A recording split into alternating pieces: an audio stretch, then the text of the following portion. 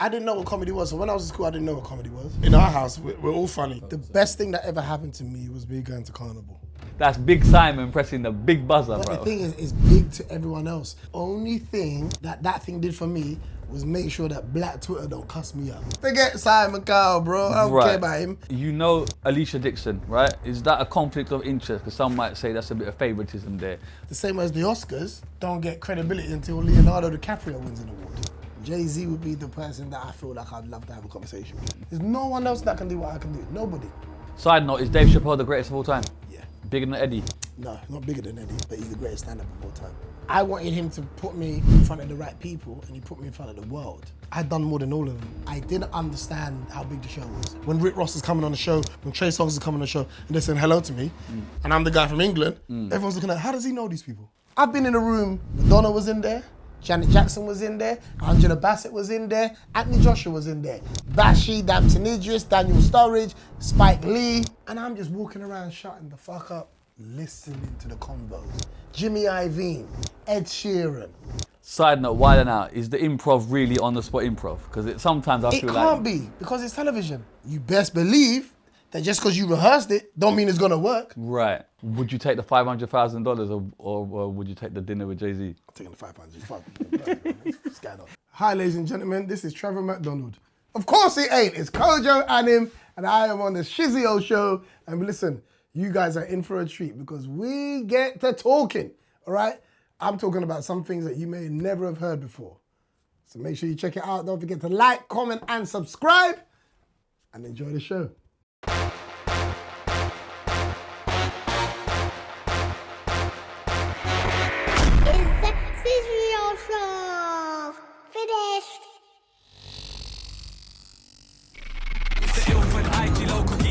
Summertime vibe come down to feature. Drink of the smoke come down for Eva. Da da da da. It's the ill, the bop the beep. Like a ninja from under you creep with the beep, the bop the beep, the bop the boo. I'm the captain, this is my crew, with the beep, the bop. Doing up Cambridge, doing up Oxford. M-Way doing up Uxbridge. MC Hammer with the jewels, can't touch this. All the bad beats in the pop this bombo clap tune, rude boy.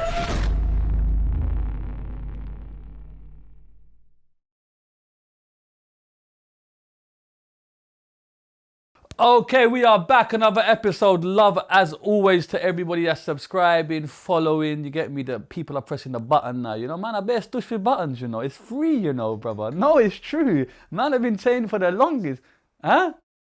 Oh yeah, I've been told that our Spotify is all sorted now, we had a bit of an issue with that, so we're everywhere now, you can't exclude, so follow and all that good stuff. Love to everyone that's riding with us. Real legend in the building, comedy genius, UK legend, you know. It's an honor, you know, and trust me. Love, man. I've been hearing this brother's name echoing through the chambers of London for about 20, 30 years, bro. Kojo's in the building. How are you, bro? Man? Love Pleasure and to respect. be here. Thank you very much for having me, man. No, thank you. Firstly, thank you for just getting in touch and talking to me properly like normal humans do. A lot of people don't. A lot of people swerve it, but you was like, yeah, cool. And you're here within days, and I love that. Checked out the show, the podcast. I'd say, actually, it's come across my timeline a few times. Yeah. So it wasn't like unfamiliar when my manager told me about it. Yeah. But it's good, man. I like what you're doing. No, I appreciate it, And bro. that's the most important thing. We were saying off camera, you don't live in the UK anymore. Do you want to talk about that or leave it? I'm back in the UK, man. That's what people need to know. Okay. I'm closer than I was. Okay. Yeah. So you moved out further and now you're around. Yeah, I'm around. But you're not in the UK. Yeah. Okay, we're leaving that question mark enigma. I'm here. Okay, what do you think of the UK right now? Because it's not really the most lovable. In terms of what, though? Just place to be. There's a lot of...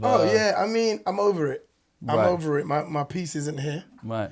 And I think I'm just at an age now where what my day-to-day energy is like is important to me. Right. Some things I feel like I think I got unfinished business here Right. in the UK, just in terms of like maybe like friendships and family and a whole bunch of things. You know what I mean? Like I have a love-hate relationship with the UK from the world that I work in. Right. Hence why I've been in obviously LA for like the last 2 years and stuff. So, but I feel like I'm getting second wind at the moment. Okay. And it feels good. Yeah. So I don't see myself, you know, living in the UK like full time ever again. But I'm round the corner, innit?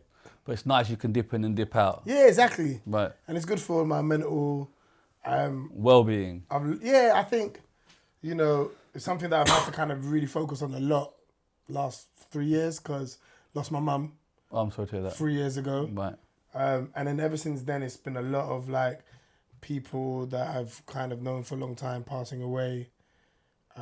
Even down to yesterday, my friend's mum is kind of confirmed as terminal. Right. You know what I mean? And just seeing people go through. So I've got a real new kind of love for life and also now and what you can control. You know what I mean? And just being grateful to kind of be here, man. Appreciation. Yeah. I feel that. We like to go back for those that don't know, just a bit of, can we get a background for born and bred, sir? Oh God. We are going to go down that route. This is the official truth. Right. I'm born in Clapham. Right. You say that like you're embarrassed to say it to people. No, because I'm the South because London. my nickname was the Fresh Prince of Hackney. Right? That was my nickname in school. Whoa. Okay. Then I had an MTV show called that as right, well. Right. But I was actually born in Clapham. You fraud, you. You fraudster. Hey. You know what's funny? I told Blackwood, because me and Richard Blackwood was born at the same hospital. Big up Richard. Yeah, shout out to Richard. Yeah. We was born in the same hospital, but only because my mum was visiting a friend down there. Then we went back to the ends. Right. Okay, You know what I mean? so you're from East originally. Originally. That's what I'm claiming, bro. Right. So you But I'm giving you exclusive because no one knows that. Right. I was born in Clapham, Mother's Hospital. Are you a South Yeah. Londoner, bro? I'm not. Have you got the I'm from DNA Hackney. of South London? Bro, I'm from Hackney, bro. I'm Sure. sorry. I'm sorry. Yeah. Okay. Yeah, my mum breastfed me the first time when I was in Hackney. So Are you sure about that? Oh, that's what she Because told normally, me. yeah. That's what she told me. Okay, so you're from East London, but your mum was in South at in the South time. visiting her friend. And then that's where you was born. Yeah. So you're South London. Hey, exclusive, you know. Put this out there. I don't do me like that. Kojo, is Hackney that all day, Hackney all day. Okay. But your memories are Hackney, yeah? Oh, that's all I know. That's what you know. Yeah, So yeah, break that down for those that don't know. What is Hackney in kind of your era? Hackney is Springfield, Clapton, Right. and I was actually in foster care. So my life's a bit wild. So I was born and then raised in, grew up in North between 0 and 5, Highbury, Right. Is this with your mother? with my mum. Right. And then from 5 years old till like 18, I was Hackney. Foster care. Yeah, in the system, yeah. Can I elaborate on that or not? I don't want to hit a I nerve. kind of put it out there already, but basically, sorry, I'm unaware. Basically, my parents got into trouble, and then me and my sister went into the system. What, sorry, I was about to say what trouble. I They- don't want to be. yeah, I don't want to. I think it's out there. If people really want to know, they can go and find it out. But Okay. it's not something that I kind of want to repeat too many times. Okay. But they got in trouble, and then that's how we got. Both in the of your system. parents? Both of my parents, yeah. They got in trouble and you had to be taken into foster Me care. and my sister, yeah. Okay. How old is your sister? Older or younger? She was younger, so I was 5. Right. She was 3. Okay. Yeah. Can we go there in regards to foster care, what it Yeah, was like, absolutely. or can we leave? Shall we leave No, that no, alone? we can talk I'm about not it. trying to hit a raw nerve here at all. No. I just was unaware. It was. I did read it on the Google. I can't lie, Yeah. but I don't know how much of that is true, etc. No, yeah, oh yeah, go bloody hell, exactly. Man. I'm all ages. I'm even all racist. Right. If you look at Wikipedia. Yeah. But I am. I'm not no problem talking about it. Like my fostering experience was phenomenal. Right. Right. We love to hear that.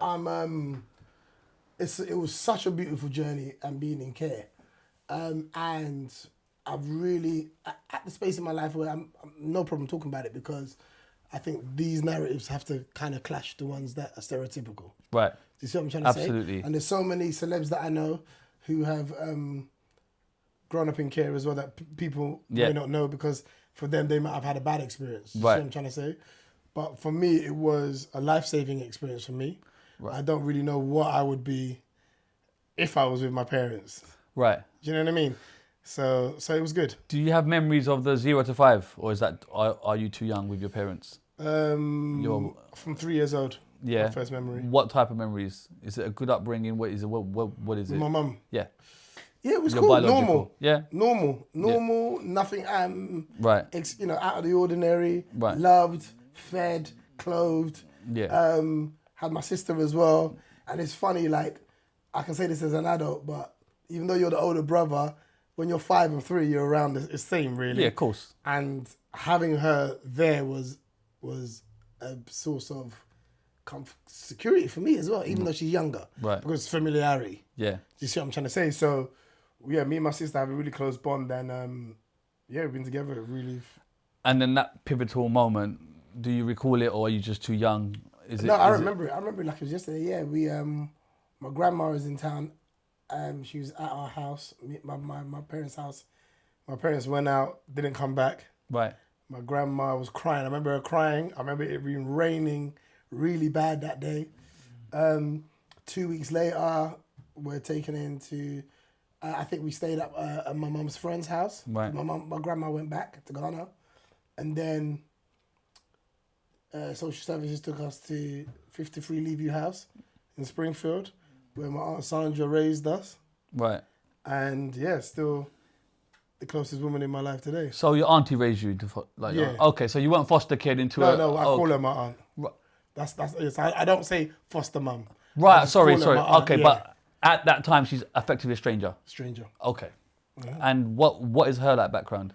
Caribbean, so they're from Guyana and Grenada. Right. She had 2 kids of her own, Okay. but she also had other foster kids in the house as well. Okay. Do you know what I mean? How many? So, What's the when most I that was in moved there?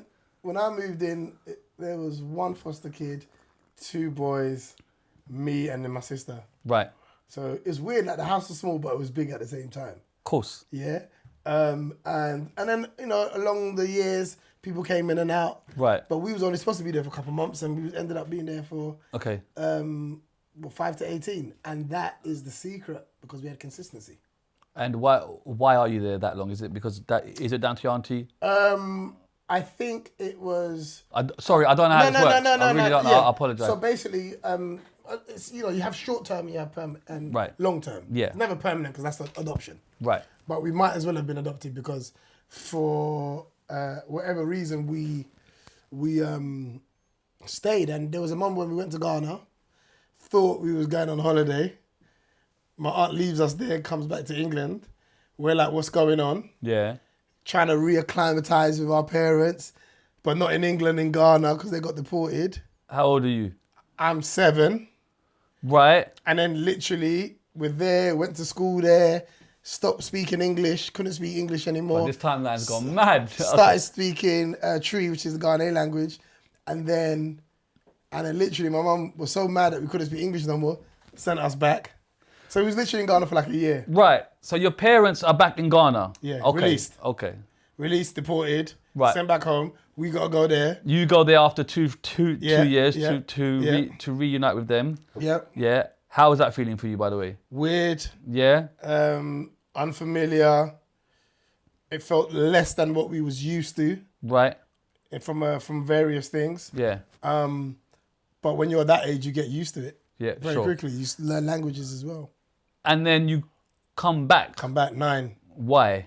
Because my mum felt like she wasn't happy that we couldn't speak English no more. So that you was couldn't one of the speak it reasons. anymore? But also she wanted to go to America and do fashion. Right. So she knew that my aunt would take us back. Right. And that's exactly what happened. May I ask a question here that might come across a bit rude? Go on. Was that a bit selfish of your mother? Because she's just got you back in your life, and now she's going to pursue whatever it may be. I think we're both parents now, right? Absolutely, yeah. And I think when you're a child, right, you desire your parents' time. But the real question is, do you need it? How old are you? 7? I'm 7 years old. I would I'm presume 9, yes. yeah. So I looking back, because where we was coming to was love, felt like love. Aunties. Yeah. Yeah. Felt actually like home. Right. It wasn't. It was the best thing for us. Did you feel loved by your mum? I've gone deep. I'm sorry. No, but that age, honestly, don't know her. So then that would bode the next. It would be a no. Yeah. If you don't know someone, how could you? Then, but I don't think I'm not I'm not conscious enough to even for that to have been a thought of mine. But are you not conscious because you shut it off for your own safety? No, I'm not conscious of it because I knew my happy place was in England. Right. So that felt like love. So just being back home with England my aunt. over the people, per se. No, the people and England. Right. The people and England. You know, what I was given access to in Right. that house, And that your area. and impact on your sister. Are you aware of anything? Do you see anything? She's younger 3. than you. Her memory probably isn't Right. really, because that was a lot going on. Yeah. Maybe when she's about 5, she probably kicks in a bit more. Maybe that's probably when her memories Right. must start. But we were both happy to come back. Yeah. It wasn't like we was gonna miss our mum or anything. Right. Do you know what I mean? Like we wasn't there long enough for her to go away and be like, oh, where's mum? Right. You know what I mean? Like we were so looking forward to coming back to the house we grew up in, the people we know, the family we're used to, the things we're used to. So yeah, I'm just trying to answer it honestly. Yeah, rather sorry. than Oh, no, trying to it's give cool. you a And then, did you ever have those conversations with your mother afterwards, as like a grown man? yeah. I got to do that. Me and my mum didn't talk for 10 years. Okay, because of this. Because when she had my younger siblings, I felt like she was doing the same thing again. So you got other siblings, So there's me, 2 sisters underneath me, right? and then 2 younger brothers. So I'm the oldest of 5. Right. So you and the sister are there, and then the others are with mum. Yeah. And then she tried to do the same thing. She tried to do the same thing as in leave my brothers in Ghana so I can go and focus on something else. Right. In America again. Right. And I was just like, why? We went through this. Yeah. Why is it happening again? Right. You know? And I couldn't understand. Yeah. But what she was doing ultimately was, you know, the reason why I say me and you have been parents is because I think part of being a good parent is knowing when to be selfish. Right. It's important that selfishness is part of being a parent. Right. In what way? In the way that if your cup is empty, Yeah. you're useless to everybody Anybody. around you. Okay. So you got to take time to fill it up with something, Sure. right? When you go to work, that could be seen as selfish to somebody that wants to be around you all the time, right? So for me, it's sacrifice. She didn't go to America to have a good time. She went there to study. Right. She went there to better herself. Right. She ended up doing phenomenal things that actually benefits us now. Right. Do you understand? Totally. So in the moment, it's like, oh, it's selfish, and I want to be around my mum, but it's about picking the right times. But I suppose when your cup's empty, what are you putting in that cup? Do you get me? Of course, exactly. If you're Knowledge. putting salt water, like, and you're drinking it, and it's forever empty, are you ever gonna get full? But that wasn't my story. Right. You know what I mean? What my story is my mum went and filled her cup with knowledge, Right. experience, Okay. Financially stable, Right. to be able to give us what we now have, which is a big, massive mansion back home. You got mansion, yeah? 11 bedrooms. Come on. So, but when you But on the receiving end of that, is it worth it? Was it worth it in your eyes? Not her eyes. absolutely, It was. yeah. Okay. The reason why is because not the jail stuff. Yeah, I know. I get that. Yeah. I mean, the not being present with you. I feel like if you're gonna go away, come back with fruit. Right. Facts. You know what I mean? Yeah, no. Like you can't come back empty-handed. Yeah. You cannot. You dare not. Failure's come an back. option. Yeah. Yeah, you dare not come back empty-handed. Right. And I feel like she didn't do that. She came back with more than fruit. Have you always had that mindset? Because it's a very grown-up mindset. I'm wondering whether or not you've gone into that mindset because you're older and you realise. Because I think we live in a world. I'm not philosophical, but I'm quite black and white. Okay. Yeah, I'm straight to the point. I don't lie to myself. I don't make myself believe something because it feels nice. Yeah. The reality is, everyone's got an opinion on what good parenting is. Right. But how many people have results? Yeah. So we can say what's right, but I'd rather somebody that teaches me about risk, someone who takes a chance. Everything that I was frustrated about my mum is in me. Right. I'm a risk taker.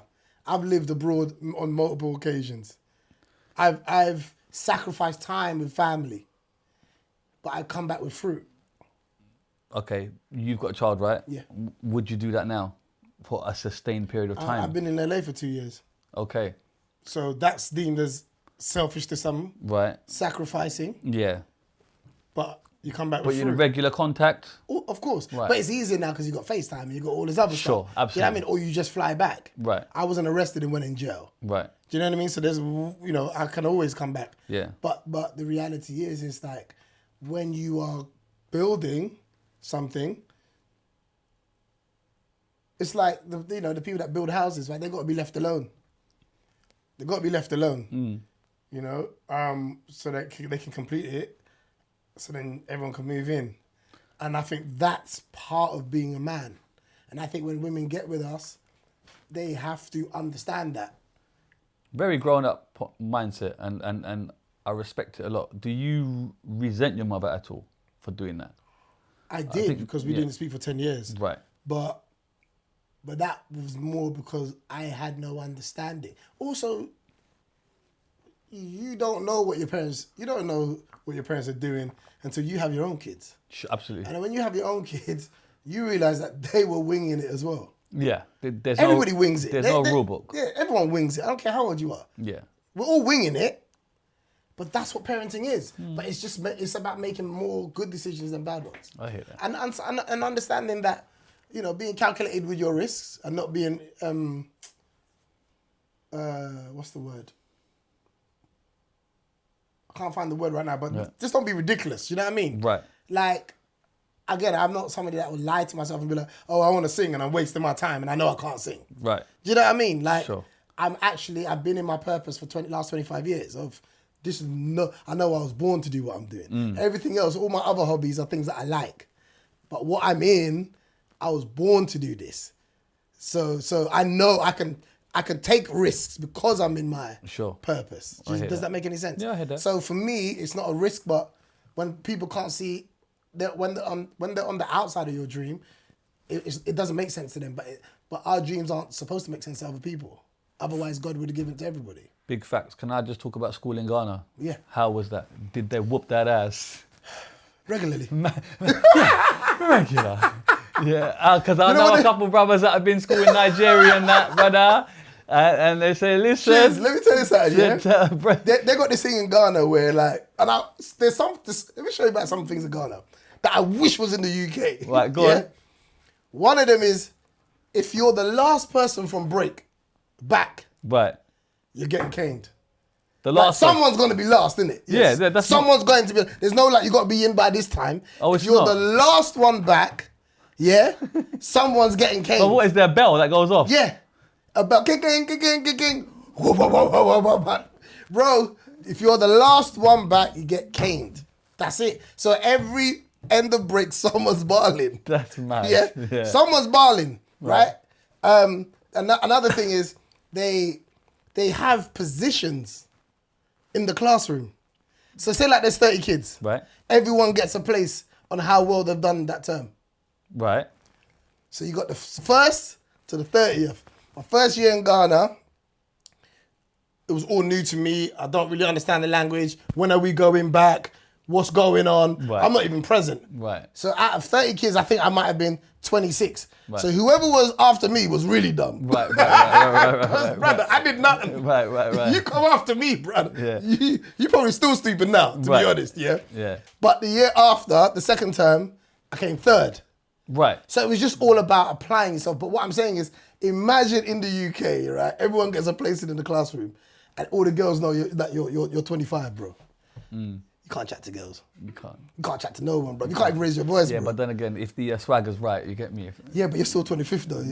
You're 25th with great swag. Yeah, that's true. Like you ain't the girls ain't rating you. Yeah. And that's why, I think Jill Scott said, if women respected men who could read or that studied or got, degrees and stuff, if that was the only way you can get a girl, everyone would have degrees. Facts. So I feel like there's something they call it shame, innit? England, Yeah. we don't like shame. Yeah. Hey, everyone's a winner. All that crap. Yeah. And then you put them in the real world and they realize, why haven't I won? Facts. It's nonsense, right? But this is the world that we're living in, that I don't want to subscribe to. But imagine everybody had a place in. I'm telling you, guys would be smarter. What was the biggest ass whooping you got in school? What did you do?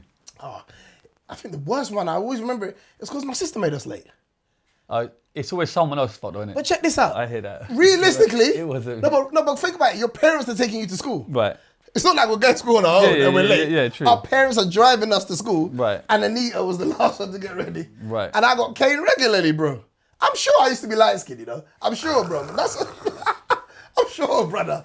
I need to check something. Do you think schools here should have the cane? Nah. No. I don't think the cane teaches you anything. Discipline? It Not teaches really. you not to be 25? No. Yeah, I lie. No, but embarrassment teaches you not to be 25. Ah, facts, yes. Do you know what I mean? I think embarrassment needs to be in there. Yeah. Teaches you to be punctual, though, doesn't it? Yeah, absolutely. Right. But I also say, like, I don't believe in calling people dumb. Right. But I believe in letting people know where they need to improve. Right. Do you know what I mean? And I think if everyone had a place in the classroom, you get 10 man that's joint 15th. Do you know what I mean? No, it's true. But at least you're not 15 by yourself. You know what I mean? And you got something to aim to and progress. Grades don't do it. Okay. I just don't think grades I hear that. don't do it. I think a placing, yeah, bro. That's when it kicks in. That's what we No, gotta man do. can't be dumb, bro. Man's like, do you know what I mean? So, yeah, I don't know. It'd be good to see what people think in the comments, Yeah, innit? no, it's true. Okay, cool. You come back to the UK, right? Yeah. We covered that. You're now in North London. You've gone from south to east to north. Back to Hackney. There's some real compass thing going on here. You just said you went North London or something. No, that was when I was, Okay. after I was born in, but Hackney. Right. Man is staunch on Hackney. Hackney. Is this like Murder Mile days of Hackney? Because I know Murder Mile days of Hackney is different. Absolutely. It's different to the bloody gentrification Hackney. Yeah. No, yeah. Murder Mile, man. We lived there. We lived off of it. Right. Yeah, lived off Can of we it. break that down? Are you seeing things? Are you not? Are you shielded from it? I'm definitely shielded from it because there was two sides of the street. Right. You got the side with the road guys, and you got the side with bubblegum and ice cream and girls. Right. I was on the bubblegum, And ice there's cream no and girls. merging. No, because it was like, that wasn't cool to us. Right. Being a tough guy weren't cool back then. It was about being girls. Right. But the tough guys hated us because we had the girls. Right. Do you know what I mean? And we were funnier than them. Right. So if I embarrass him now, he wants to fight me. Right. Do you know what I mean? That's where my threats came from. Embarrassing people. Right. Making them look stupid. But not because I was out here fighting people.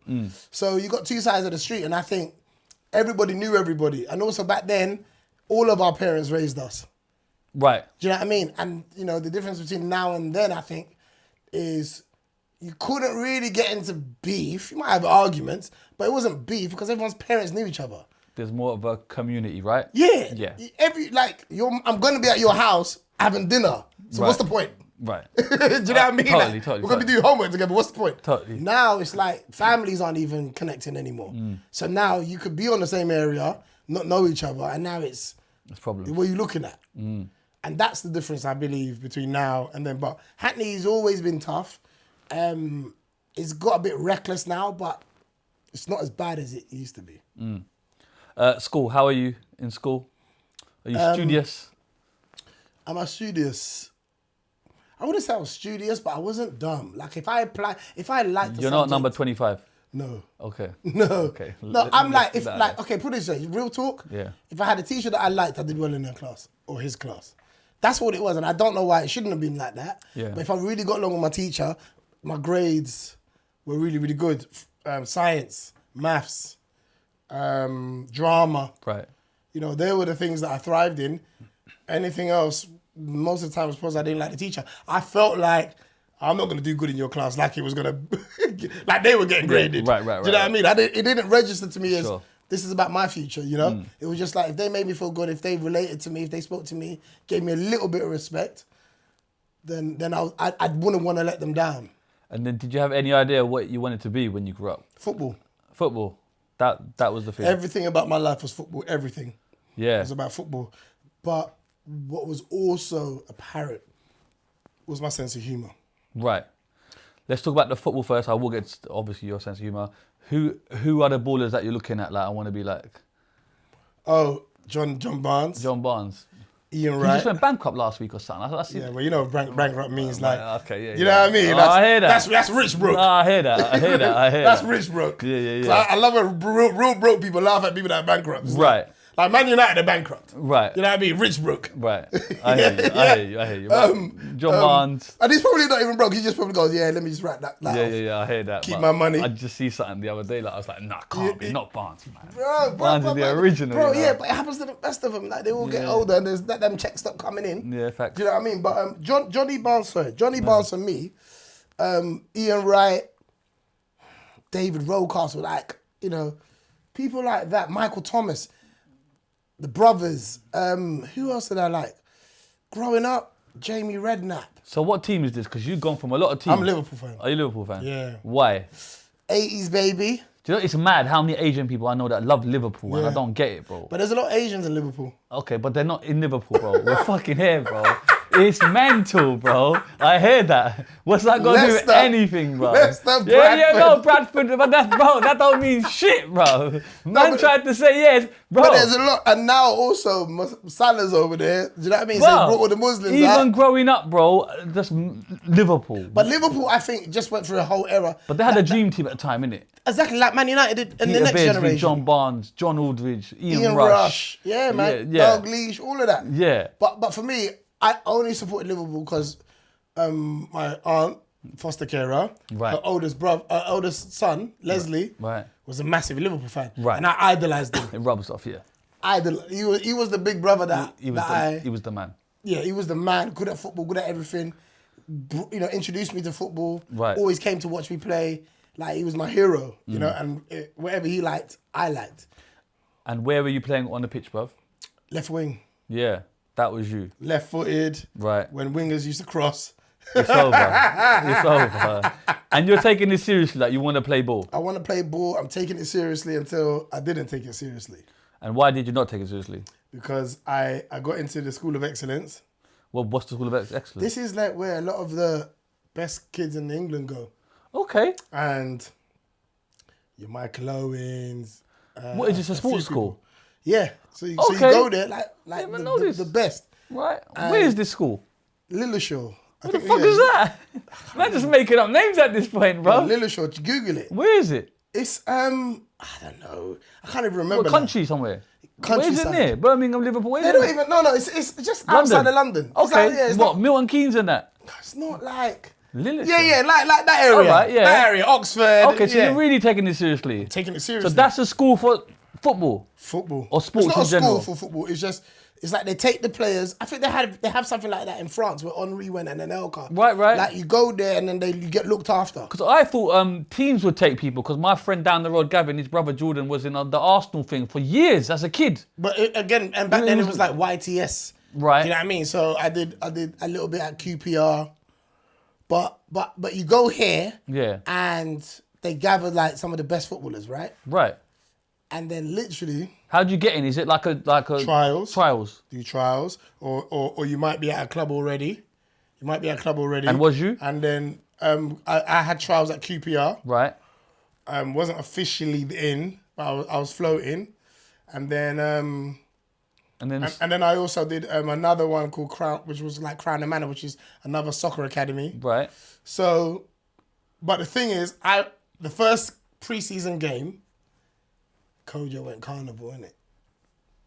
With the man them. The first pre-season game. Yeah, blood. We're in I Lilleshall. was number 3 in my class, so I had to go and chat to the gal there. You get me? Bro, I respect it. So you went to Carnival, Bro, I went to carnival, bro. partying. Yeah, with the boys. Right. And, you know, I'm like 16 at the time. Yeah. No, I'm not. I'm 18 at the time. Yeah. 18 at the time. Went with my boys, and all I kept saying to myself, I lied to myself. You know what I lied to myself? Yeah, man, go early and leave early. I'm going to go early and leave early, innit? Simple. Yeah. Obviously, I can make the game. Go early, leave early. Yeah. Then it got later and later. The girls are getting finer and finer. And I'm like, they won't notice if I'm not there, bro. And that was the beginning. That's the sliding doors moment, you know. Yeah. That was the end. That was the end of my career. That's the day I was guaranteed not to make it, because I had bad attitude and I wasn't disciplined. Right. And it was and also, even though I stayed there, I wasn't enjoying it because they put me in the second team. If the discipline was good, did you have the techers to make it? I think so. Swear down. I think Look so. at that, bro. Do you know what's funny? I am now the guy that I used to laugh at. You know, like those people that you go, yeah, man, I used to kick ball, because everyone says they used to kick ball, innit? Yeah. But you used to kick ball. But think about this. I'm known for something completely different now. Completely, yeah. So when I tell people that, whatever, brother, because they can't get Kojo the comedian out of their head. Of course. But people that grew up with me will tell you that all I was ever doing in school was playing football. But again, the one thing that was constant was humour. I was a funny guy in the team. I was the one that made people laugh. Right. I wasn't silly, Right. but I was very witty. I was quick. Okay. What are your first memories of that wit and that humour coming? School. Right. Is this cussing matches? What is this? Cussing matches, making the girls laugh. Is this a class clown type No, of... I think there was another kid in my class that was more the clown. Right. But like, he'd do like fart when the room was quiet, put something on the teacher's chair. Right. I was just more like, I made people laugh with my replies to the teacher. Right. So I'd always get in trouble for what I Rebuttals. said. Yeah. Yeah. It was always in trouble for what I said, never because I'd done something Right. bad.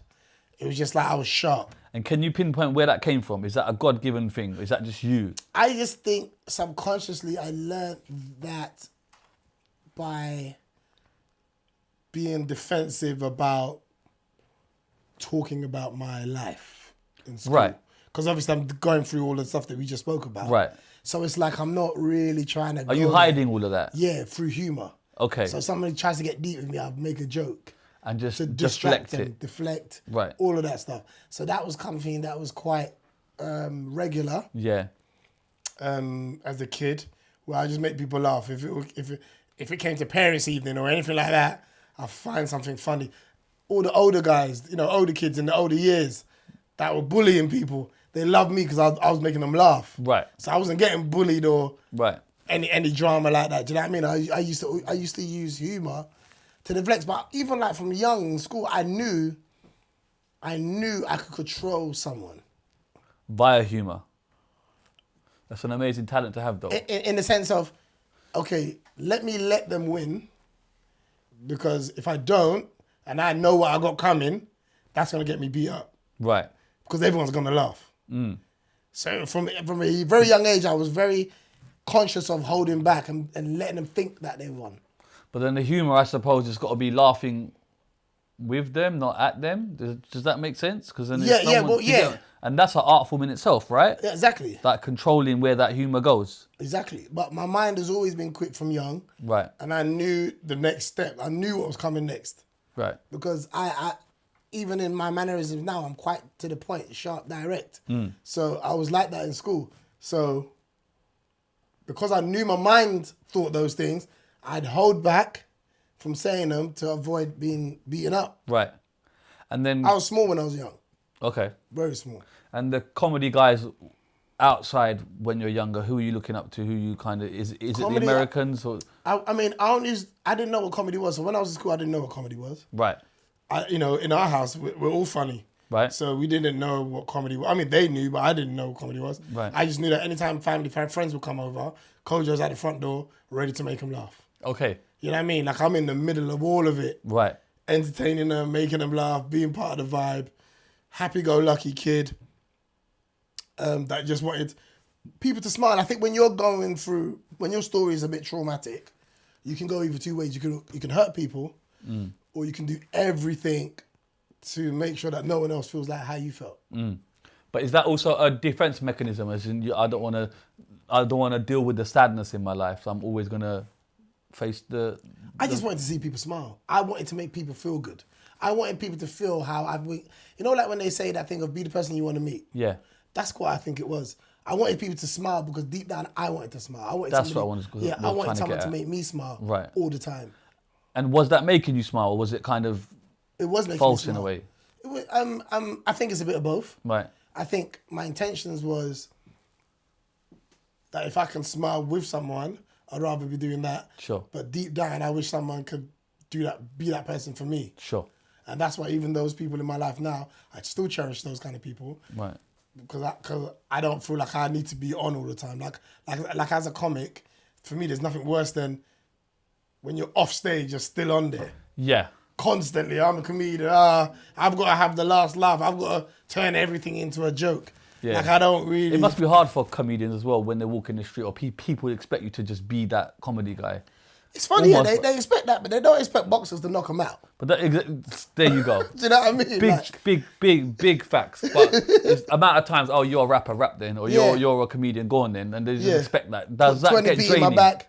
Of course, it gets draining, but I, you know, my thing with that is, and not everybody can do this, but that's probably the only time you really see me serious with a sharp response, Right. Because it kills that. What response would you give? All right, you're a Kojo. I said I'm not a clown. Right.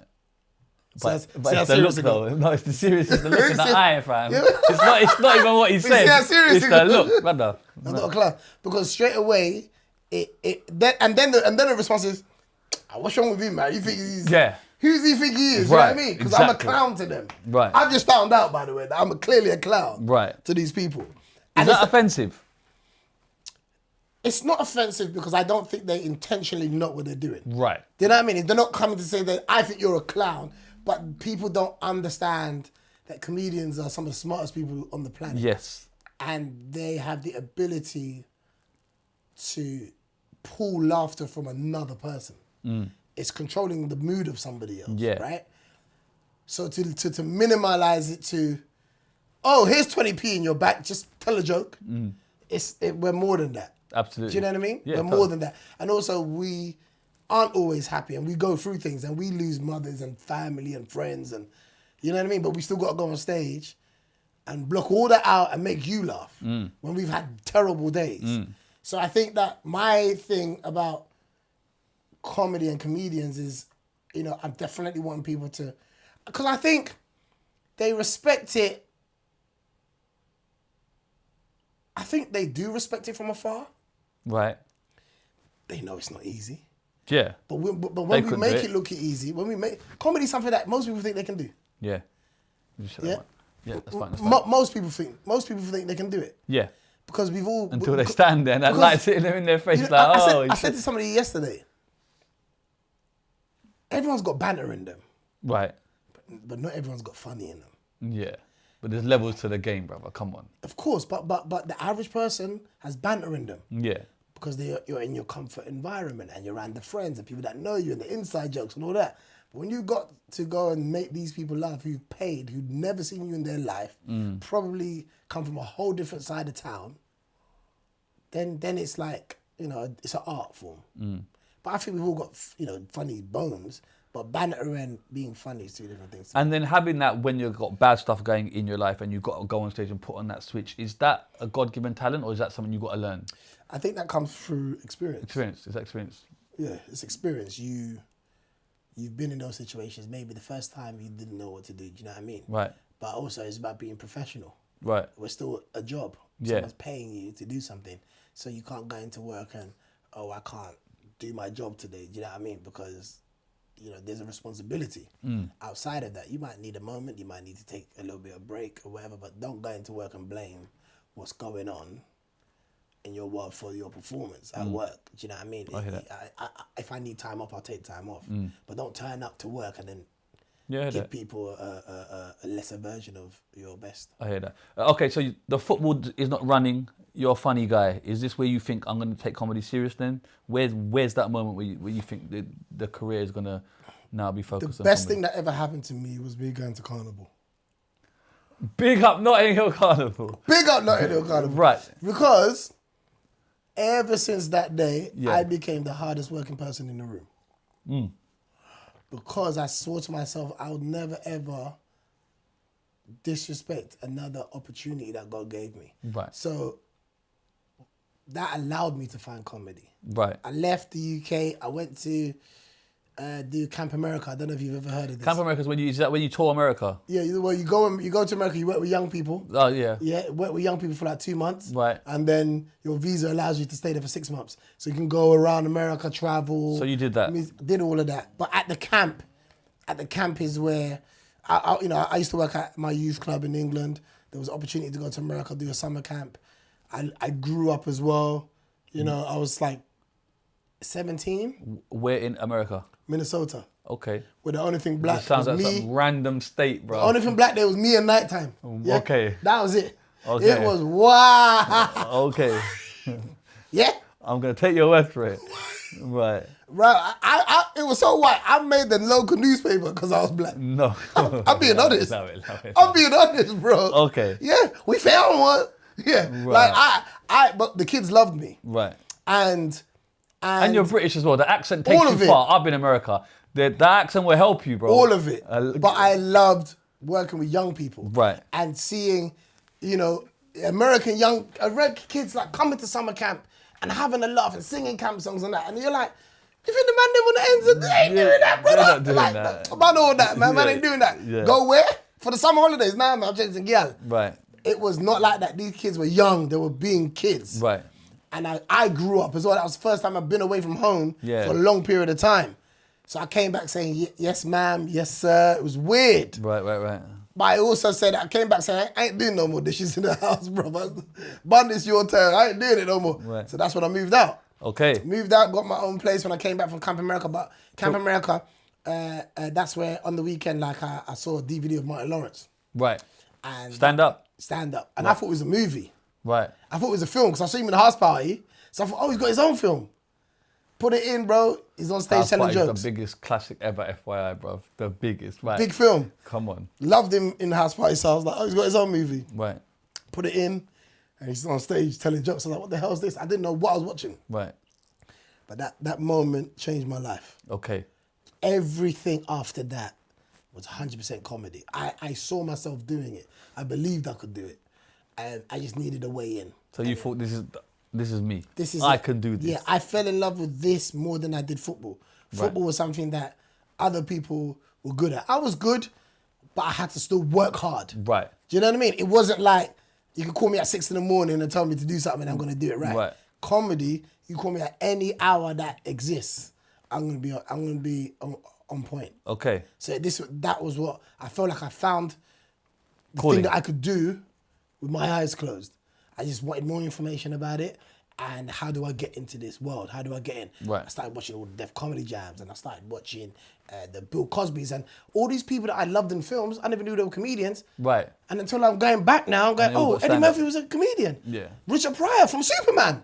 He's a comedian. Was that Superman 3? Yeah, Superman 3. Yeah. Bill Cosby Show, a comedian. Right. All my idols that I loved, I never knew they were comedians. Right. So going back and doing all the research, I'm like, yo, my eyes are lit up. And then I was like, how do I get in? And I joined a thing called the Comedy School, which is like a workshop Is that here? in the UK. Right. Came back, joined the Comedy School with Key Palmer and Rudy Liquid, a fellow comedian. Right. And I learned about self-awareness. I learned about the audience. I learned about different styles of comedy, like a Lee Evans versus a Jimmy Carr. Right. But you know what I mean? Like Sure. Michael McIntyre. Like all these different kind of styles and that are out there, and then it's about you finding yours. And we was there for 2 months, and then from then went through the unis, started performing, and started building my name. What would you say is your style? Storytelling. Right. Explain that to someone. Before it was kind of like, my jokes were, imagine if this and imagine if that. It was having a wild imagination for me. Right. Right? Then it was people like Gina Yashere and Told You who made being African cool. Then it was, I'm African as well. Let me add to what they've been doing, right? So then it was about telling stories about that. Meanwhile, I'm not being honest because I was raised by Caribbean people. Right. But I'm trying to identify and still find my African side. Right. So I was really talking about my friends' parents who are Nigerian. Okay. Who I grew up with, and I was always in their house because those are the people who gave me my African side back, and I felt a bit more closer to them because we had that common thing. So Common ground, yeah. Yeah. So I'm actually talking about their mum and their dad, but making it my own, right? I had the stories, but I didn't have the truth. Right.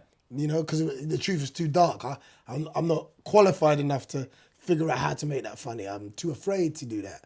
So I wanted to create a narrative, and my dad, who's really my friend's dad. Right. You know what I mean? My mum, who's really my friend's mum. Right. And start really sharing these stories until I got to a place where I was comfortable enough to really delve into my dark. Side note, what are the best stand-ups for anyone out there if they want to, what's the top 3 stand-ups of all time? Top 3 of all time. I'm going to go with the ones that really moved me. Please do.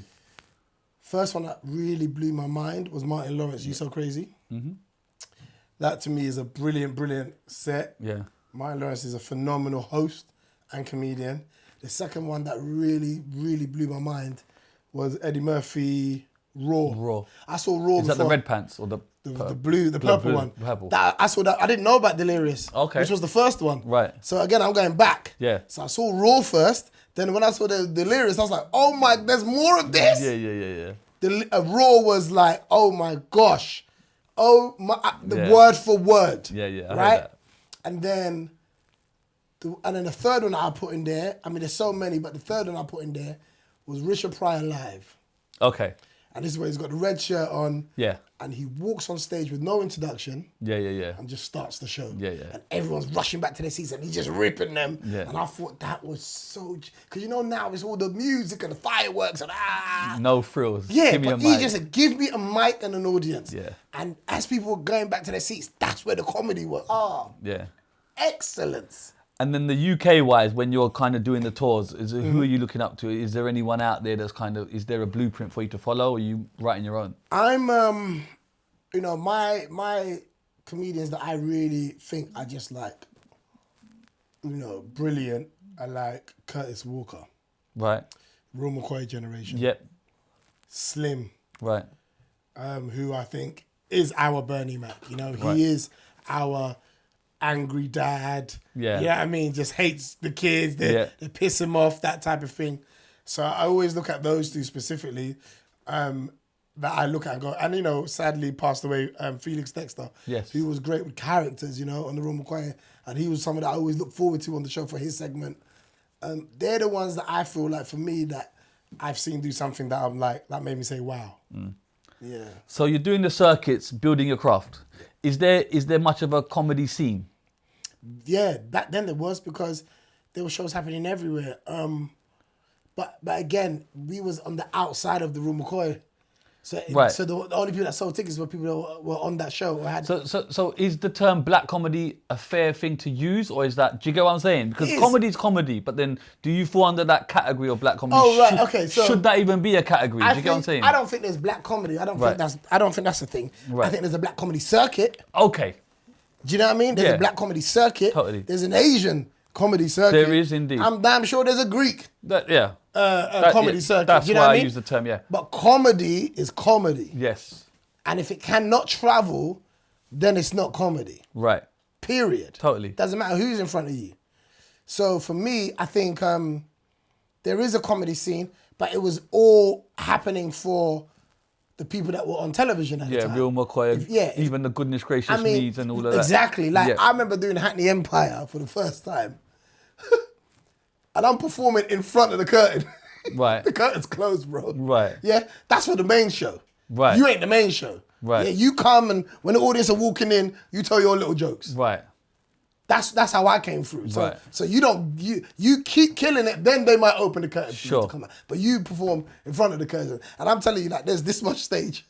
Right. Yeah, you got all this behind the curtain, but Yeah. you get this much in front of it. Yeah. And you go there and you take your 5 minutes and you destroy, and you make people pay attention and you make them notice. Yeah. And then your moment comes. But in a way, that's amazing because you get to experience, I suppose, something at least, crowds and Yeah. things like that. Do you get what I'm saying? Exactly. And you grow and you prove yourself.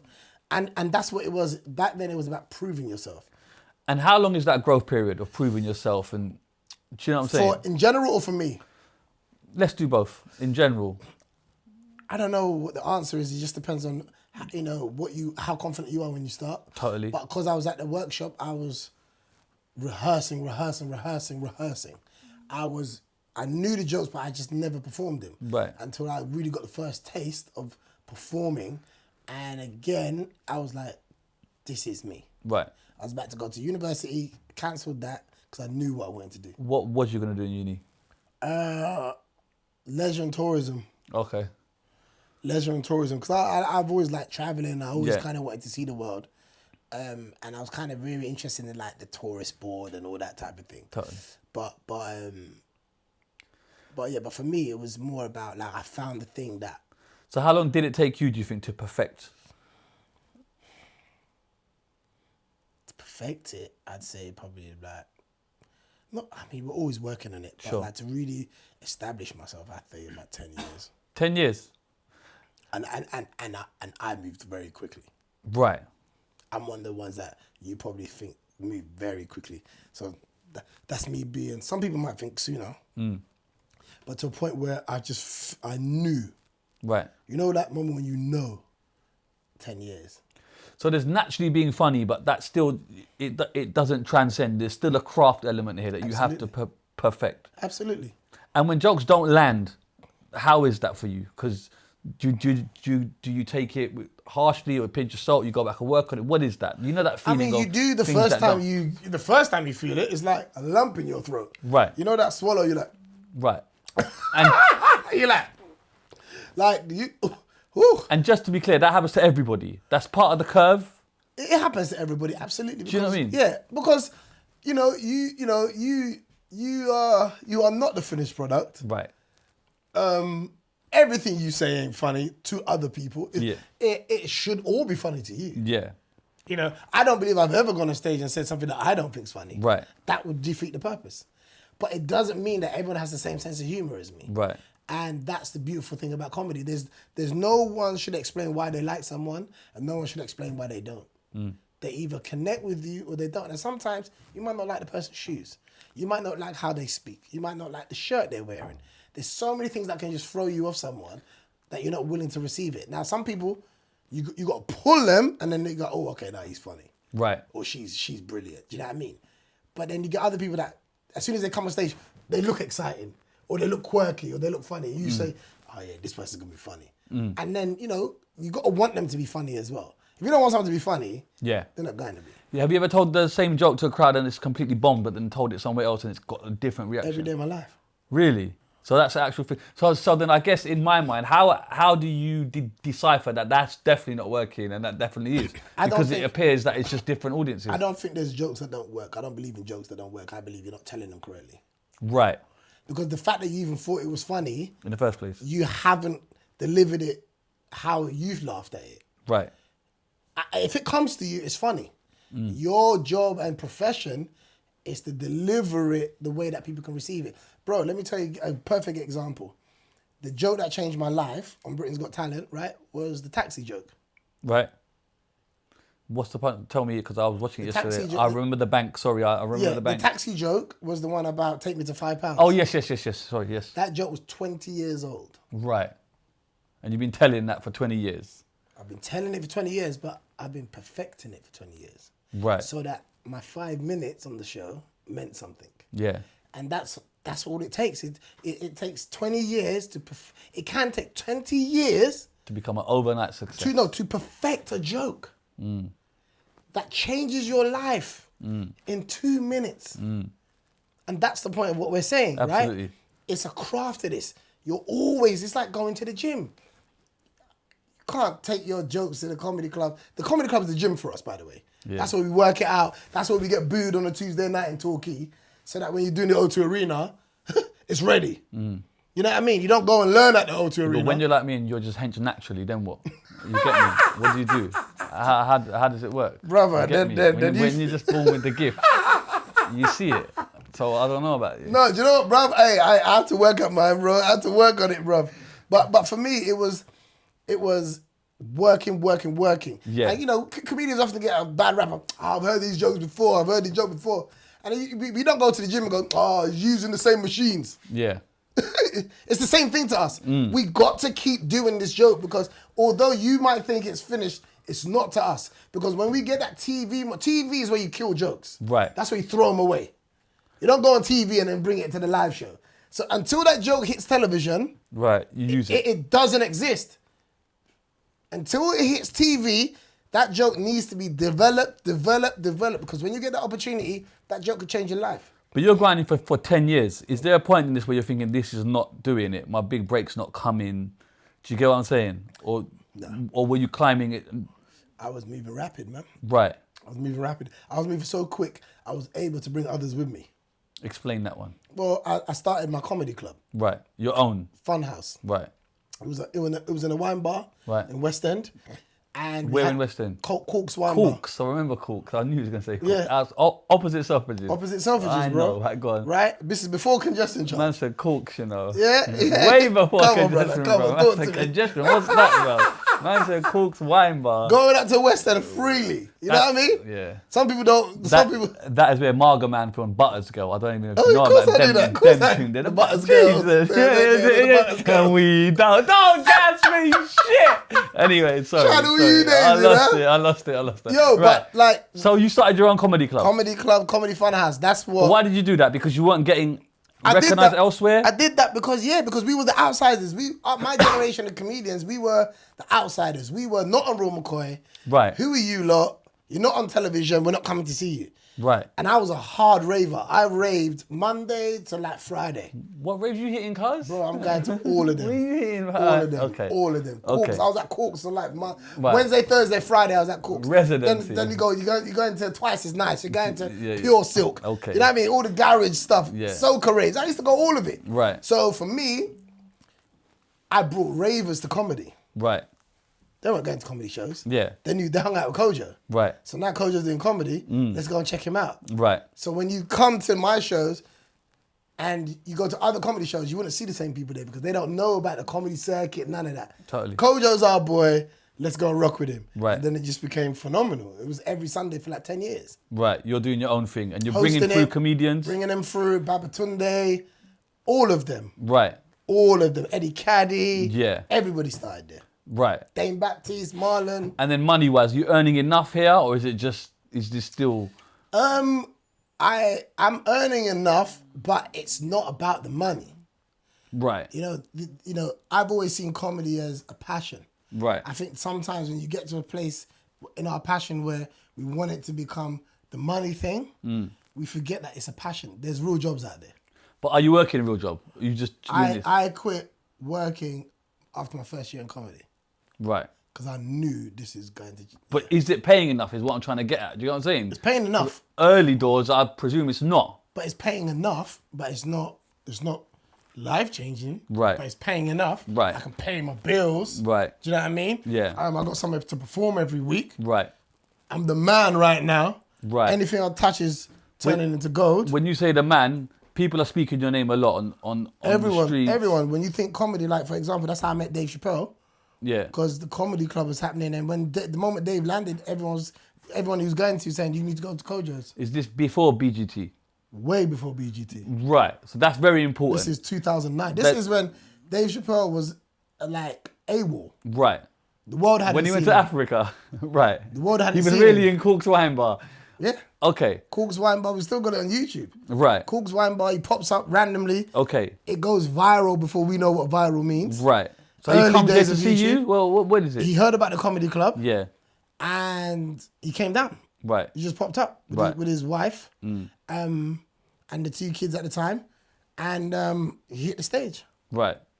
And then my comedy club became global. So every time I go to America now, everyone knows me. Right. They're like, yo, man, I want to come to the UK. Then Kevin Hart came. Then, this is before Kevin blew. Then who else came? Bill Bellamy came down. Then we had... Don't be a player.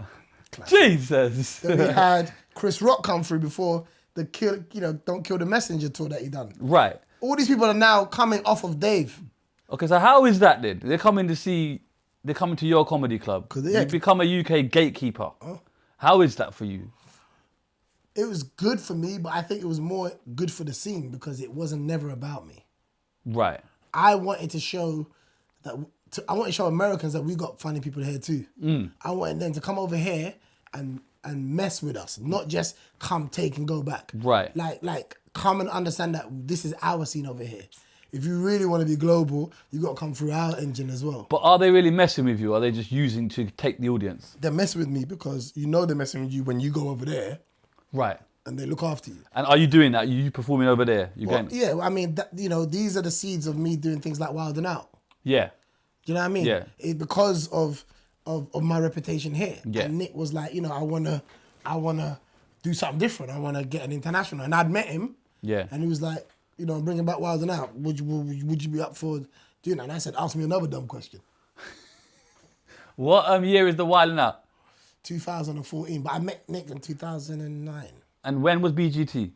BGT was 2019. Okay. So way before, and I think it's very important that people get to know this. Before I done BGT, I had done so much. I had This is what I'm trying to get at. I've got to give you flowers. Yeah, Choice FM. No, it's true though, because you are a legend, round. Like everyone knows Kojo. You've been name checked in songs. There's a big jammer tune. Leave me alone. Yeah. It's not a joke. It's not a Kojo thing. Yeah. Like you're a real reference.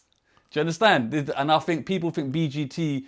That's where your journey began, but I don't believe that. I don't see that. And I get it on a mainstream or whatever you want to call it. Yeah. But round, especially from my perspective in London, Kojo's cemented from way before. But the thing is, again, but that's why some people was like, what's he doing on that show? Yes, because Starboy Nathan's been here. Yeah. And when he went on X Factor, a lot of man was like, what the fuck is Nathan doing on there? Yeah. Do you get what I'm saying? But the thing is, what people don't really understand until they grow in their career is that black noise sounds so loud to us.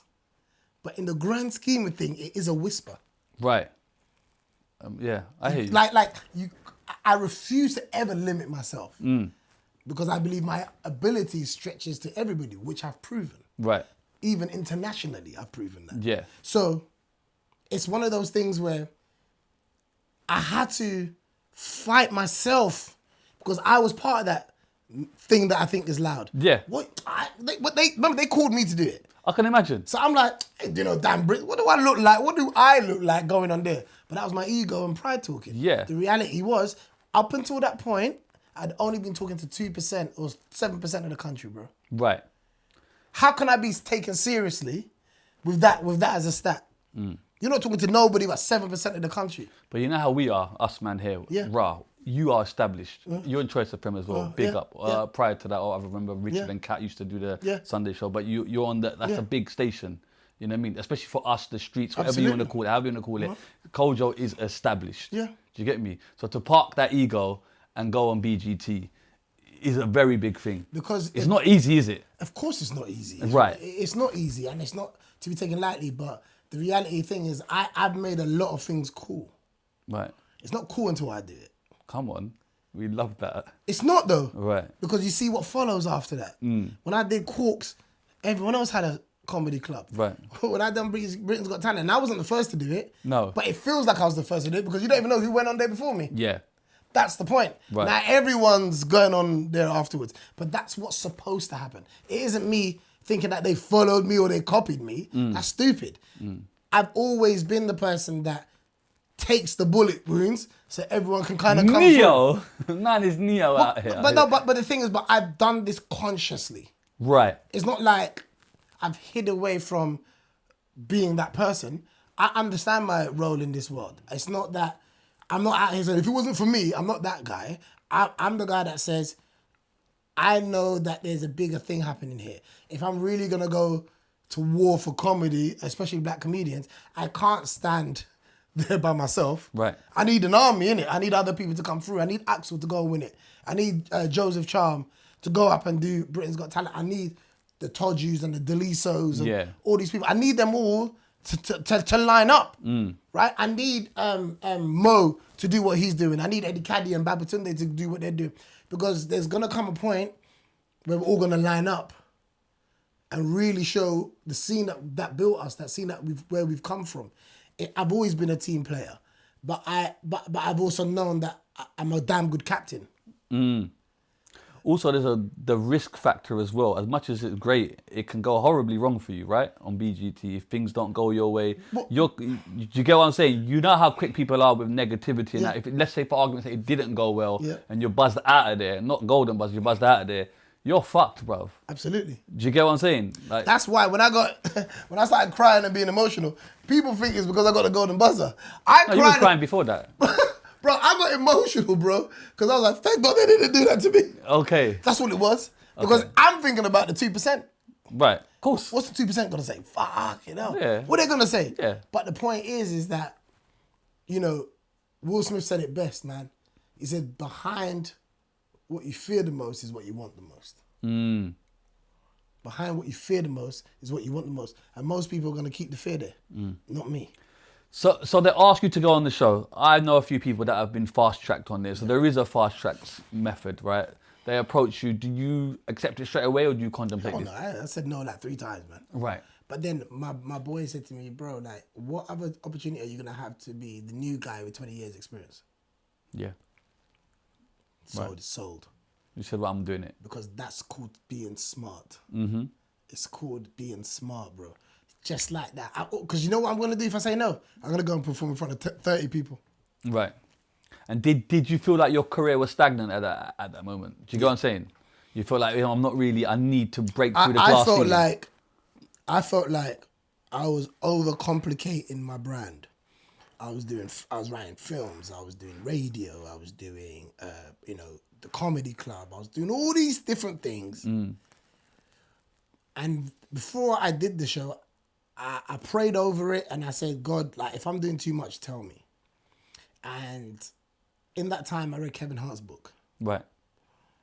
And that book, Kevin Hart's book, is the book that really brought me back to life, because up until that point, I was depressed. I was going through a lot. Right. It's just personal stuff, Behind the scenes, right. yeah, behind the scenes. And then I had a son on the way as well. It was a lot going on. And once I knew I was becoming a dad, I didn't want to ever look at my son and try and motivate him, knowing that I was scared to do something because of my ego or my pride, you know what I mean? Facts. Or what people might say. Like, I didn't need everybody to get it because God gave me my dream. He didn't give it to no one else. So I know that God's putting me through a challenge, that he's testing me. Because like they say, God's not going to give you courage. He's going to give you a situation to show courage. Facts. Do you see what I'm trying to say? Absolutely. You can't ask God for courage and you think he's going to get it. He's going to give you a scenario where you're going to need to prove that you can be courageous. Absolutely. And that was my moment. And because I was obedient, my video has been seen over 300 million views. Yeah. So it's like, that's the reason why when God gives you something, it's your dreams are trailers. The trailers to what's coming. When is none of your business. What is your business is to prepare. And be ready. Because the worst thing you want is to have the opportunity and say, give me 5 minutes. And you're not ready. That should be everybody's fear.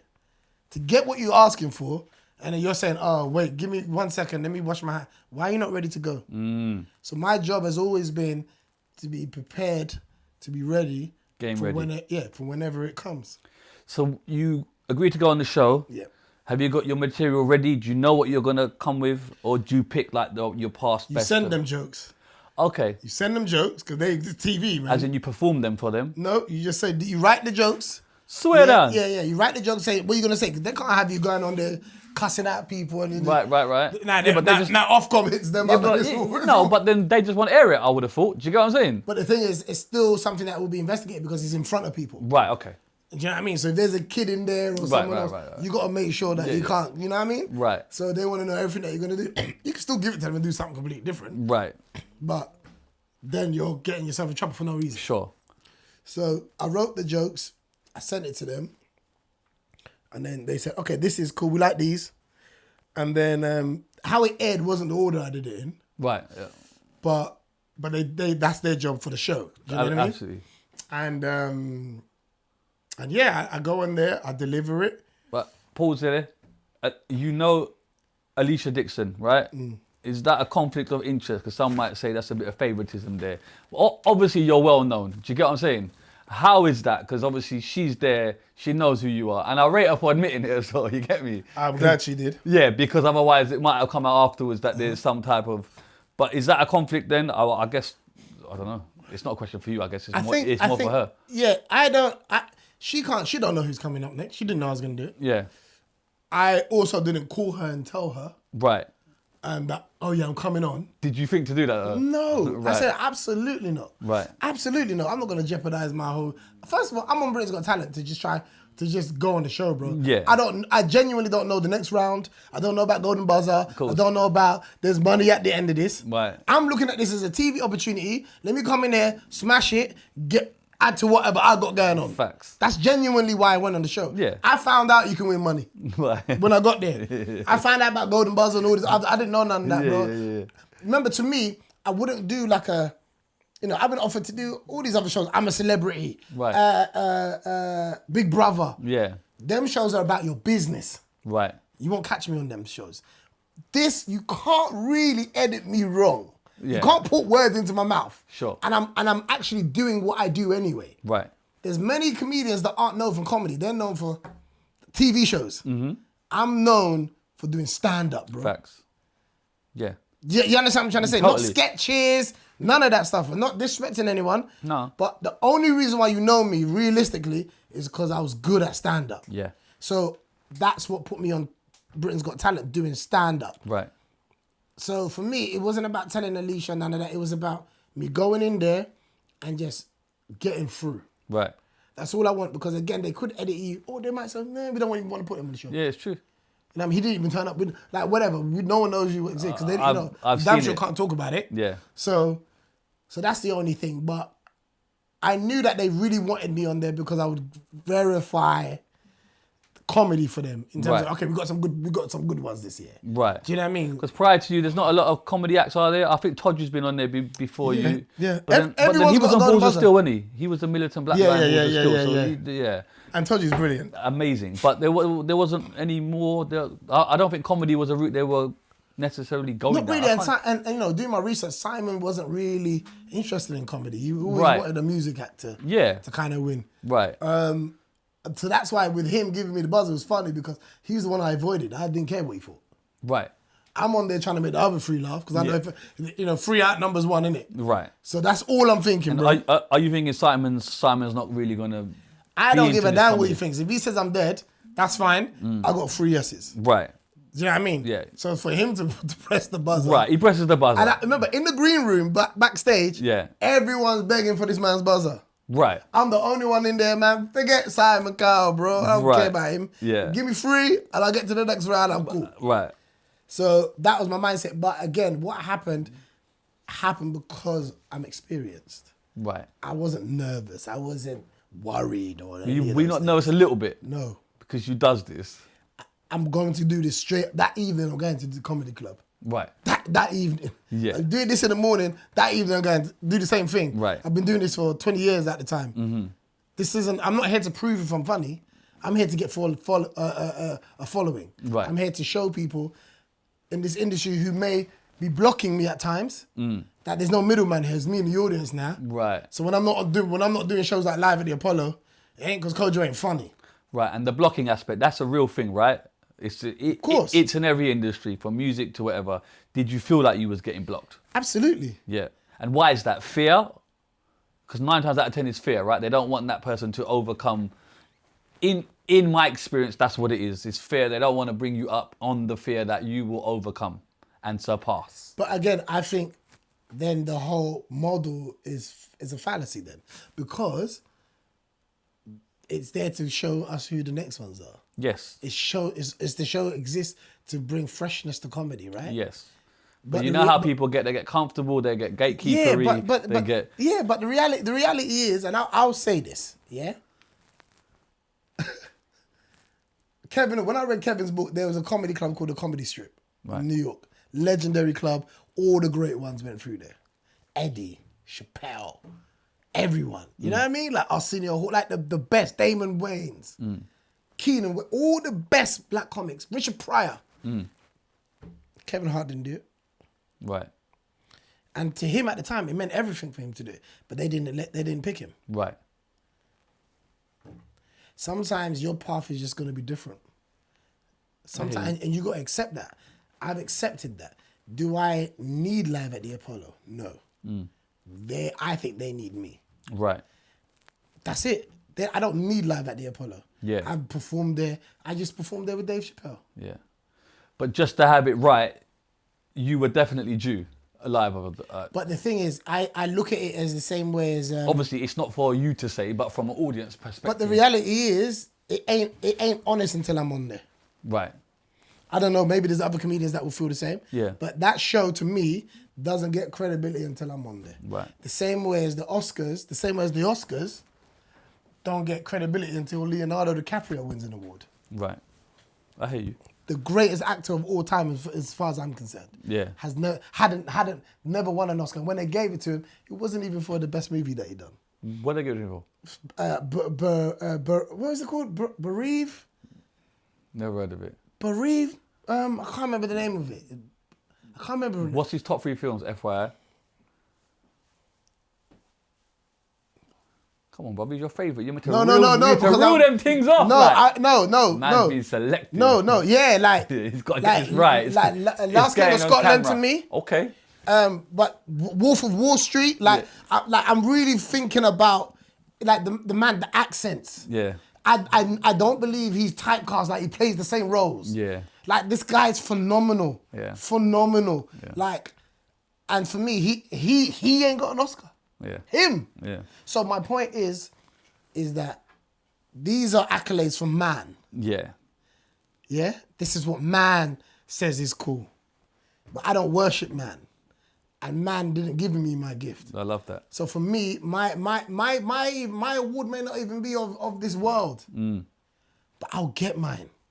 So when I see people doing things that I feel like I should be doing, that when I'm not on there, I just go, okay, that's fine. Maybe that's just not my route.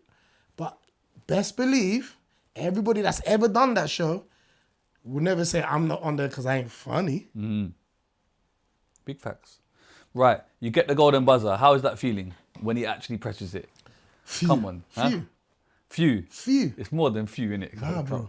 Because that's Big Simon pressing the big buzzer, But bro. the thing is, it's big to everyone else. And again, by my reaction, everybody would think, I'm lying right now. Right. But people don't understand the only thing that thing did for me was make sure that Black Twitter don't cuss me up. Right. That's all that was going through my head. Really? What are people going to say if I get buzzed off the show? Right. Like you said. Yeah. That's all I was thinking about. I wasn't thinking about no golden buzzer. I wasn't thinking about whether I'm going to be funny or not. That was the least of my concern. Yeah, but you get that golden buzzer. Yeah. That's one in the whole series. Yeah, and I was like, phew. Okay. Tears are in my eyes because you have to understand, Shizzio, yeah? I genuinely was taking the biggest risk of my life. I can understand that completely. So when I say phew, I Relief. want you to understand the relief. Yeah, I can actually. Yeah? Because there's a lot of risk, and I can imagine if it didn't go your well, that people quick If to it didn't end your go, career. do you know how with much people had to delete what they had in their drafts? Facts. Ready. Because I know Black Twitter had it in their drafts. Ready to They press just had it send. in their drafts, waiting. Yeah. Waiting. No, it's big facts. And then they had to delete it. So true, bro. So those tears were tears of joy and overcoming the risk that's personal between me and God. That God said to me, you asked me for an opportunity, but I'm not going to give you comfortability. I'm going to put you through what you fear the most, which is being judged, which is people laughing at you with all the other stuff. But if you trust me, I'm going to change your life. Right. And that's exactly what happened. And that validation, is that instant then, or does it, do you get what I'm saying? That's a different type of validation? Is it the same for you? Do you get what I'm saying? Because you're validated out here. You're blue ticked out here. We all know you. But again, this is a different type of validation. None of those things Matter. I never got an extra check because I got a blue tick. Right. None of those things really matter to me, bro. Genuinely, I'm born to do this. I love that. I'm when you can see who, put it this way, you can see who wants to do something and then you see who can do something, right? There's something that you do that you make look so easy. It might not be what you like, but there's something that you do, bro, that you make look so easy, right? And I always say to people, there's a lot of people are doing things that other people are good at. Do you do it without even realising? Is it that natural and easy to you? Yeah. Yeah, I hear that. The best thing I can give, the best example I can give you, where you really see my skill, is when I was on radio. Right. I did the morning show, breakfast show, bro. You can't fake I used funny. to do it with Jeff Schumann, Pram, back in the day, brother. Do you know, just waking up in the morning You alone. can't fake funny at 6 in the morning. You can't, bro. I was out of the after about a month. I said, Jeff, I love you, but I can't do this, bro. I'm can't dying. fake funny in the morning, bro. At 6 a.m. That's who you are, bro. That's who you are. The most funniest things that I think I've ever done was on the show because I was being myself. There's people that when you're around them, you don't ever laugh. And they go on stage and they give you a routine that's brilliant. They're qualified comedians. Do they have a funny bone? No. Right. You know, there's so many people that people love on stage. I don't laugh when I'm around them. Right. Does that frustrate you when you see people that are perhaps not, No. they're taking on a No, persona? no. Let me tell you something. It's hard enough to get laughs. It's however you get them, bro. It's how you get them. Yeah. I'm just being a bit anal and talking about funny bones. Yeah, no, I hear that. I'm talking about when I'm around. But that implies naturally funny from the core. Do you get what I'm saying? And naturally funny don't mean that you can become a good stand-up. You know, it's because there's still an art form. There's still a Absolutely. discipline that you have to Totally. to do, right? Yeah. But the ones that can do both, they're special. They're Ronaldo and Messi. Facts. And then there's everyone else. And the reality is a lot of people don't like being everyone else. Even Ibrahimovic is everyone else. As phenomenal as he was, he wasn't Ronaldo and Messi though. He acted like he was. Yeah. Right? He tried to speaks think, like he tried was. to think, Yeah. And sometimes you might see some highlights and be like, he was. Yeah. But he wasn't quite Ronaldo and Messi. Big fact. For whatever reason. Sometimes it might have just been held back. No, I hear that. Or at the wrong team at the wrong time. All of these things factor in. But you're not Ronaldo and Messi. You'll never be spoken of in the same. So there's a lot of funny people. There's a lot of talented people. However you get laughs is how you're supposed to get them. I don't believe, oh, this person ain't funny and I'm sitting in a room and people are laughing. You can say, I don't think he's funny, but saying someone ain't funny, people say Kevin Hart ain't funny. No, you don't find Kevin Hart funny. There's a packed room consistently, sold out, that keep coming back, sold out. They love him. Do you know what I'm trying to say? Absolutely. And humour's personal. You go on the show, you get the Golden Buzzer, straight to the final.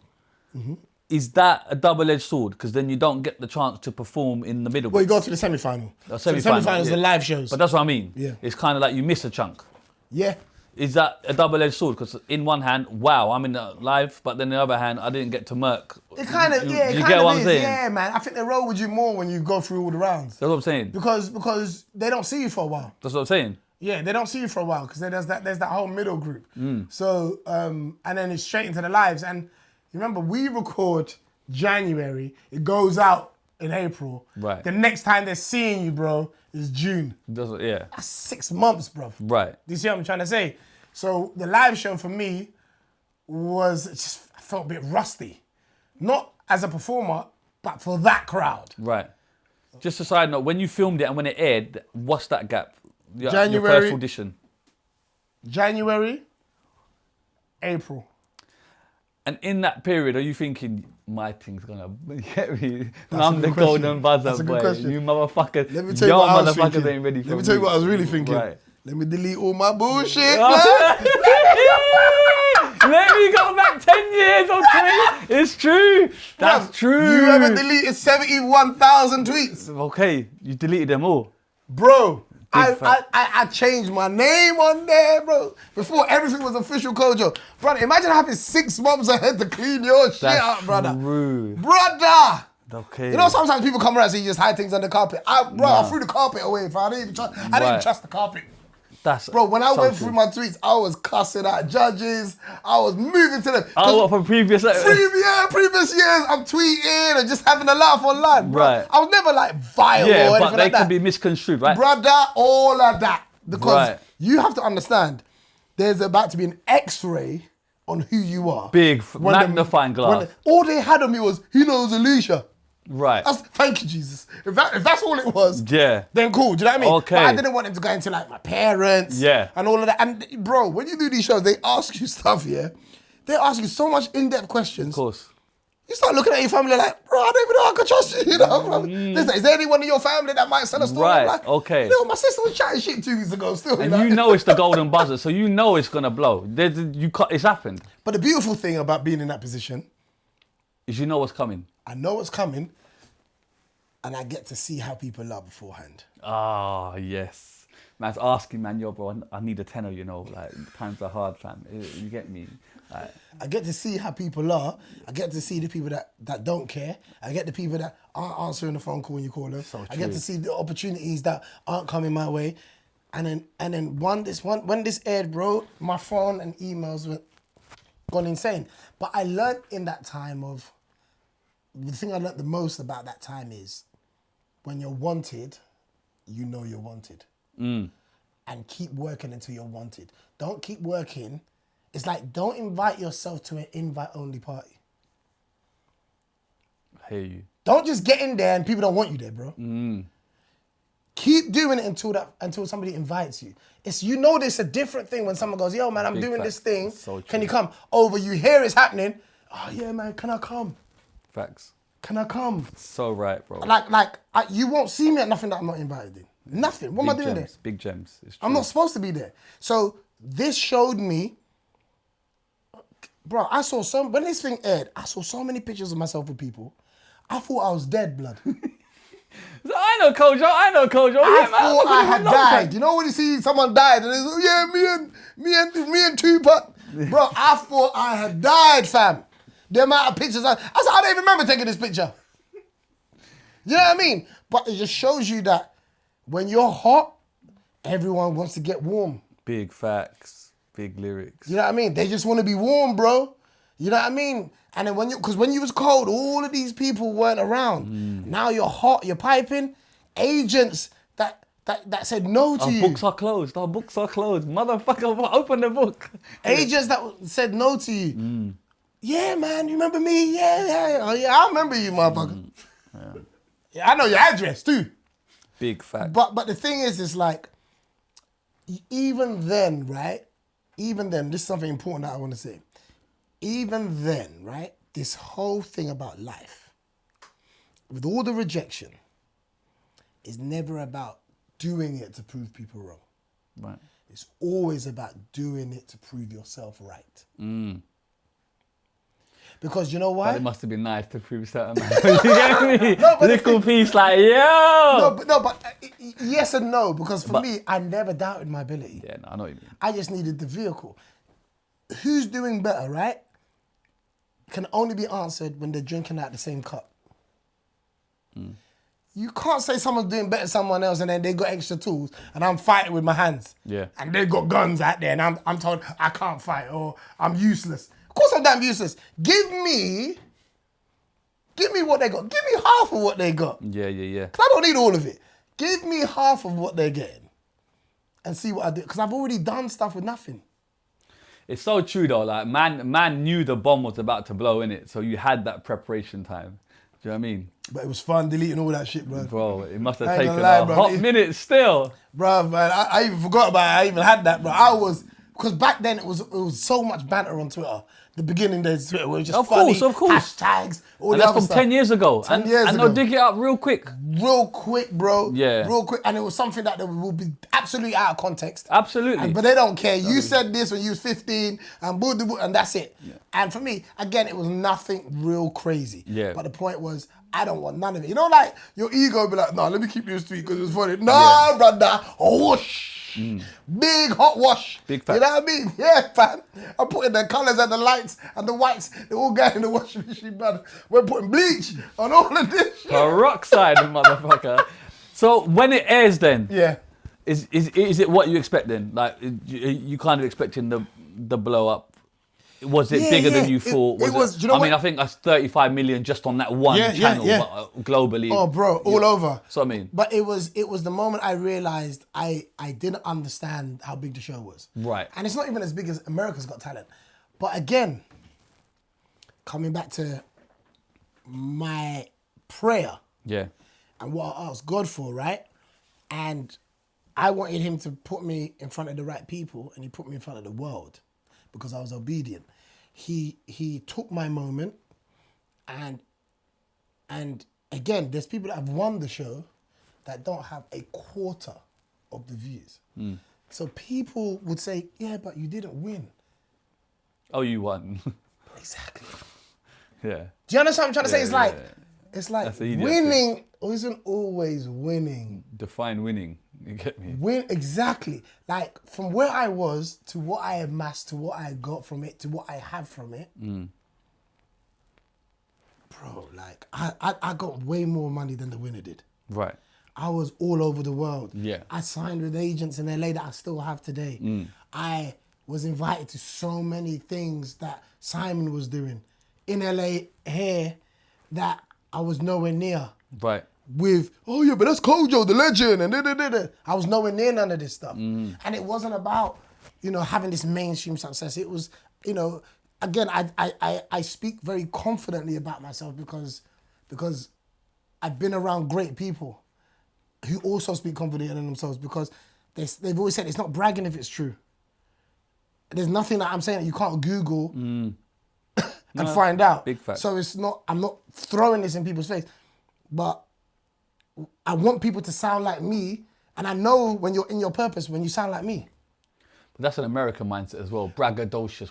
Here, people frown on it. I don't know what it is. No, it's a problem. because what it is that you are told to back be yourself. humble. Yeah. But when you're humble, what do they say? Come on, man, you should believe in yourself. Right. Why are you talking like that? But when you talk like that, chill out, brother. That's humanity. You cannot. But I find in the UK, because I've lived in America as Yeah. well, so I find in the UK it's more so. But it's more so because, again, we think it's louder than it is. Right. And you've got to travel to realize that those are whispers. And I've understood, right, that if, when I did Wild 'N Out, I was the quietest one on the show. Okay. I had done more than all of them. Right. When Rick Ross is coming on the show, when Trey Songz is coming on the show, and they're saying hello to me, and I'm the guy from England, everyone's looking at, how does he know these people? Right. Because of my preparation. I wasn't there by accident. It was part of my journey. I created a show on MTV because I wanted to do something like Wild 'N Out. Like it. To actually get on there. Do 18 episodes, 3 seasons. Bro, if I had done 1 episode, that would have been a life. Like, that would have been a bucket. That would have been yeah. beyond that, because I didn't even think that was possible. Yeah. To do 1 episode. Yeah. 18. I still get checks for it today. Come on. Bro, like, this is what happens when you're in your purpose. You will sound like me. It won't be arrogance. It'll be confidence. It won't be arrogance. But a lot of people aren't in what their purpose is. So they look at me and they think, he's feeling himself too much. And I promise you meet me, I'm the most humblest person, because I don't behave how I could. Right. Yeah. There's people that's why I laugh at people that I know ain't really doing nothing. And the way you carry yourself, the way you treat people, how you go on. Side note, Wild 'N Out, is the improv really on the spot improv? Because sometimes I feel like... It can't be, because it's television. Right, that's what I mean. But you best believe that just because you rehearsed it, don't mean it's gonna work. Right. And that's the way it is absolutely improv. Right. Because it's a television show. The cameras can't not know where you're gonna be. Right. No one's gonna watch it. Absolutely. So elements of the show have to be rehearsed. But just because it was funny in rehearsal, and I'm telling you, bro, ain't no one in rehearsal. It's just us, the cast. Right. But when the audience comes in and they're expecting something, that pressure cooker's on. Yeah. Especially, bro, let me tell you something. My ass started itching when the Wild Star will come out, when you got to rap. The rap battles. Fam, Right. if that don't land, bro, Right. it's peak. Right. You feel like, man, I can't chat to nobody after this. Right. No one's going to talk to me. They're going to walk past me. They're going to ask me to take pictures of the real team. Do you do that in rehearsals though? Yeah, because Okay. they've got to have the cameras right. Okay. Yeah? They've got to have the cameras right. It's a TV show. It isn't, whose line is it anyway cannot just be improv. That was a big show. Of course it was, Big show. but it's a TV show. Yeah. They have to have some element of what you're going to be doing. Not that you're going to use the same joke. No, I hear they you. have to have some element I appreciate the honesty. of what you got to do, because it's a TV show. You cannot have somebody just walk off stage because they feel like that's going to be funny, and then the cameras are all over the place. So there's elements of what's going to happen here. Okay, and then even then you're still allowed to change what it is if you want to. Yeah. But the idea is that you want to give yourself the best chance to make it land. So get all them kinks out in rehearsal, because when that crowd comes in and that pressure cooker's on, you have got to have rehearsed that. Even the songs that we used to do. Yeah. I feel like we're going to make up the songs. Of course we rehearsed them. Yeah. But we still made them up on the spot. But for the TV show, everyone knows their lines. Everyone knows. Don't mess it up. And there's sometimes people will mess it up. But it always comes back to preparation. You got to prepare. Who's the funniest for you on that show? That's a Are you gonna hard plead the question, fifth? because, Cat Williams for me is the greatest person that's ever done Wild 'N Out. Right. Yeah, hands down. But I'd rather say this as an answer, because it will answer it. But the backstory is, I done 3 seasons, and I think the first 2 seasons was about Chico and Carlos Miller. Right. Yeah? They're like, and I'm talking about the new Jacks, like. But I remember the day that I met DC Young Fly for the first time. Okay. Yeah? Yeah. And I said, that's a star. Right. And he was the most novice person on the cast, but he knew he belonged there. He knew, and there was a lot of egos from a couple of other people that got shut down when he come there. Right. Because as talented as they weren't stars. They weren't him, yeah. Stars are born. And I always say this, fans go to see celebrities, celebrities go to see stars. DC Young Fly is a star. He came and he made that show his own. Yeah, with no experience.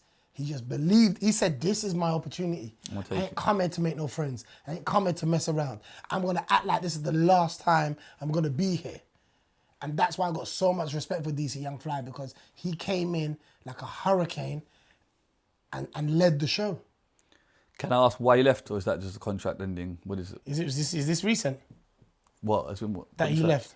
No, you. What, Oh, why me? Did you, sorry. Oh, one of the reasons you was said you're 3 seasons. One of the reasons was because my visa ran Right. out. But also, I just felt like, you know, first of all, Nick is a phenomenal guy. Yeah. Still somebody that I speak to and have a great relationship with.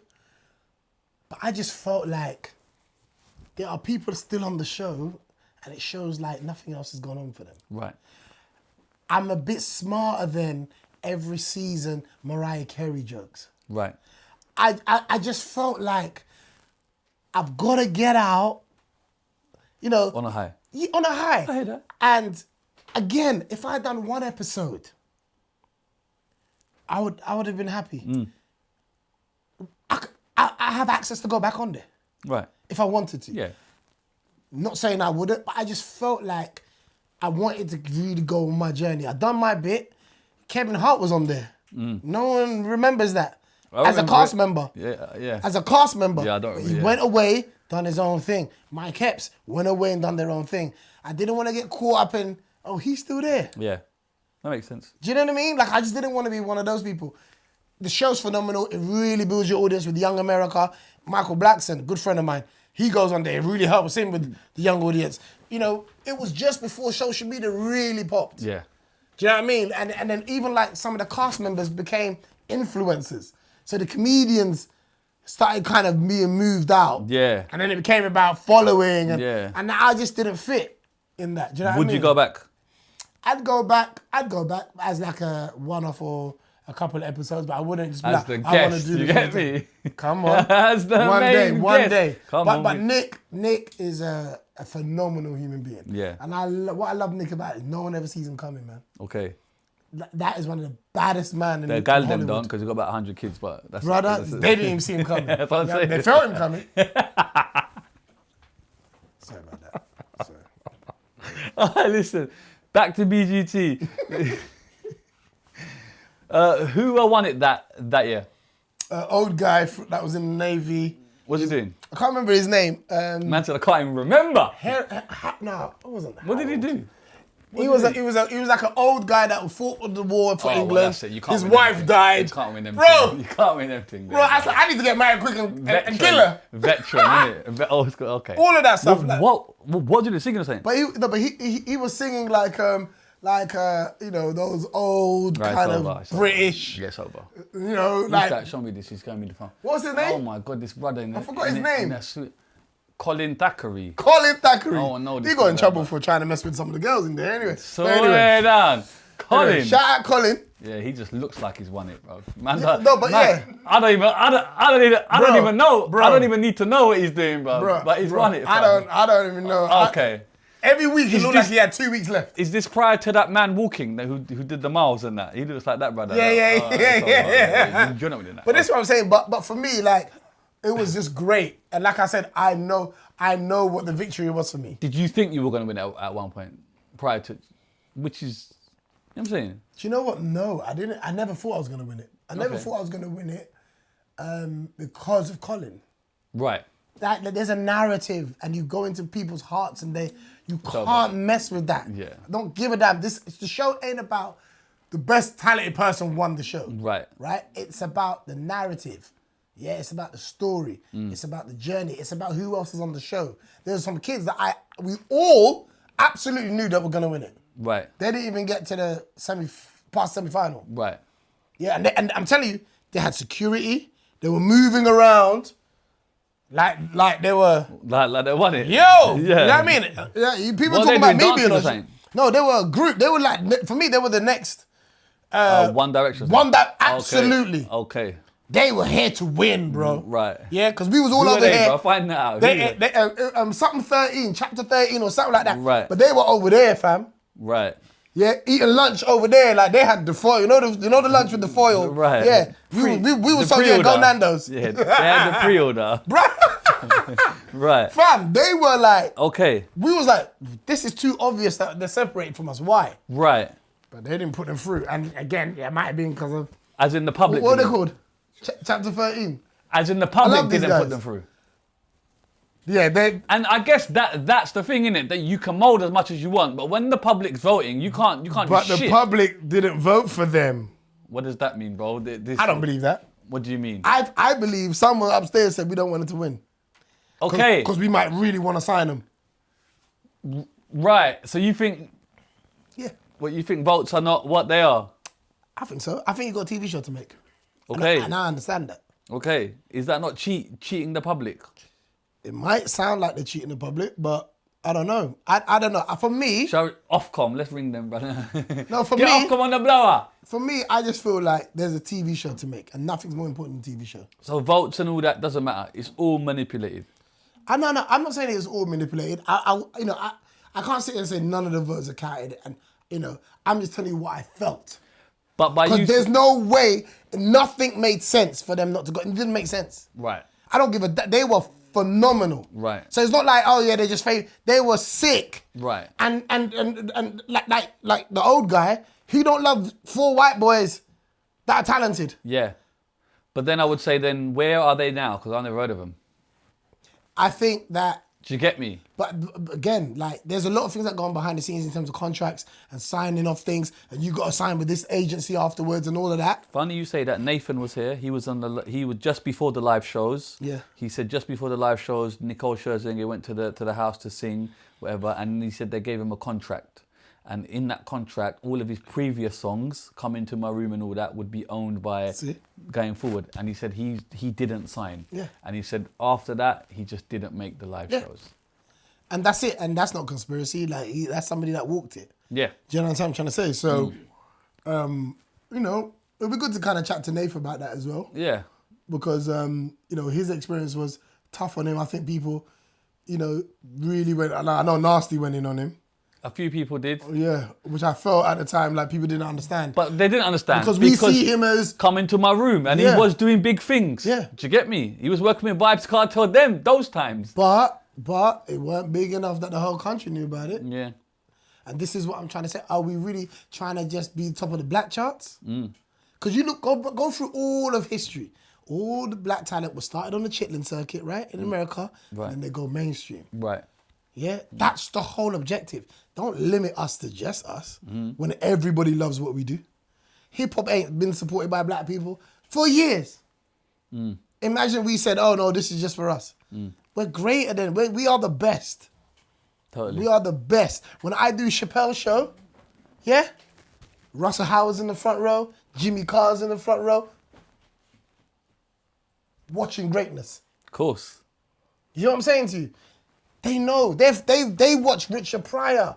They don't watch Henry Cooper and all that lot. They watch Richard Pryor, Chris Rock. I'm seeing this. Yeah. They know who the best is. So we ain't got to worry about none of that. We just got to be ourselves.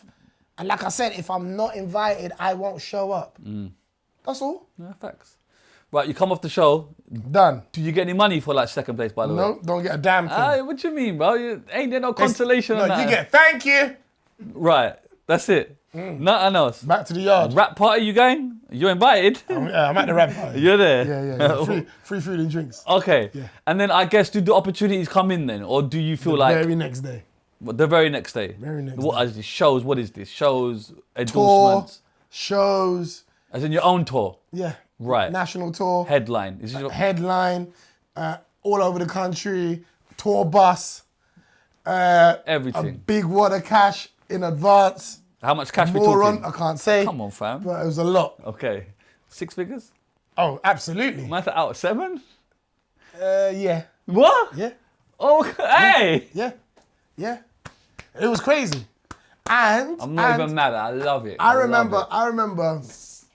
remember me and my ex at the time, girlfriend at the time. So I was at the house, and I got a call. So yeah, these people want to book you for a private booking in Monaco on a yacht. Yeah, for 13 grand. My agent said, yeah, it's not enough. Who said that? Your manager? Did you have your manager prior to going on the show? Or did you obtain him? I had a manager prior to going on the show. So, yeah, right. but the agency was handling the booking. Right. So it was like, yeah, that's not enough though. I'm gonna ask them to more. I wanted to cuss the fuck out of that person, yeah. But it makes sense though. I respect I'm coming it. from nowhere near that. Right. Lucia, can you hear my voice? It's crackling. Yeah.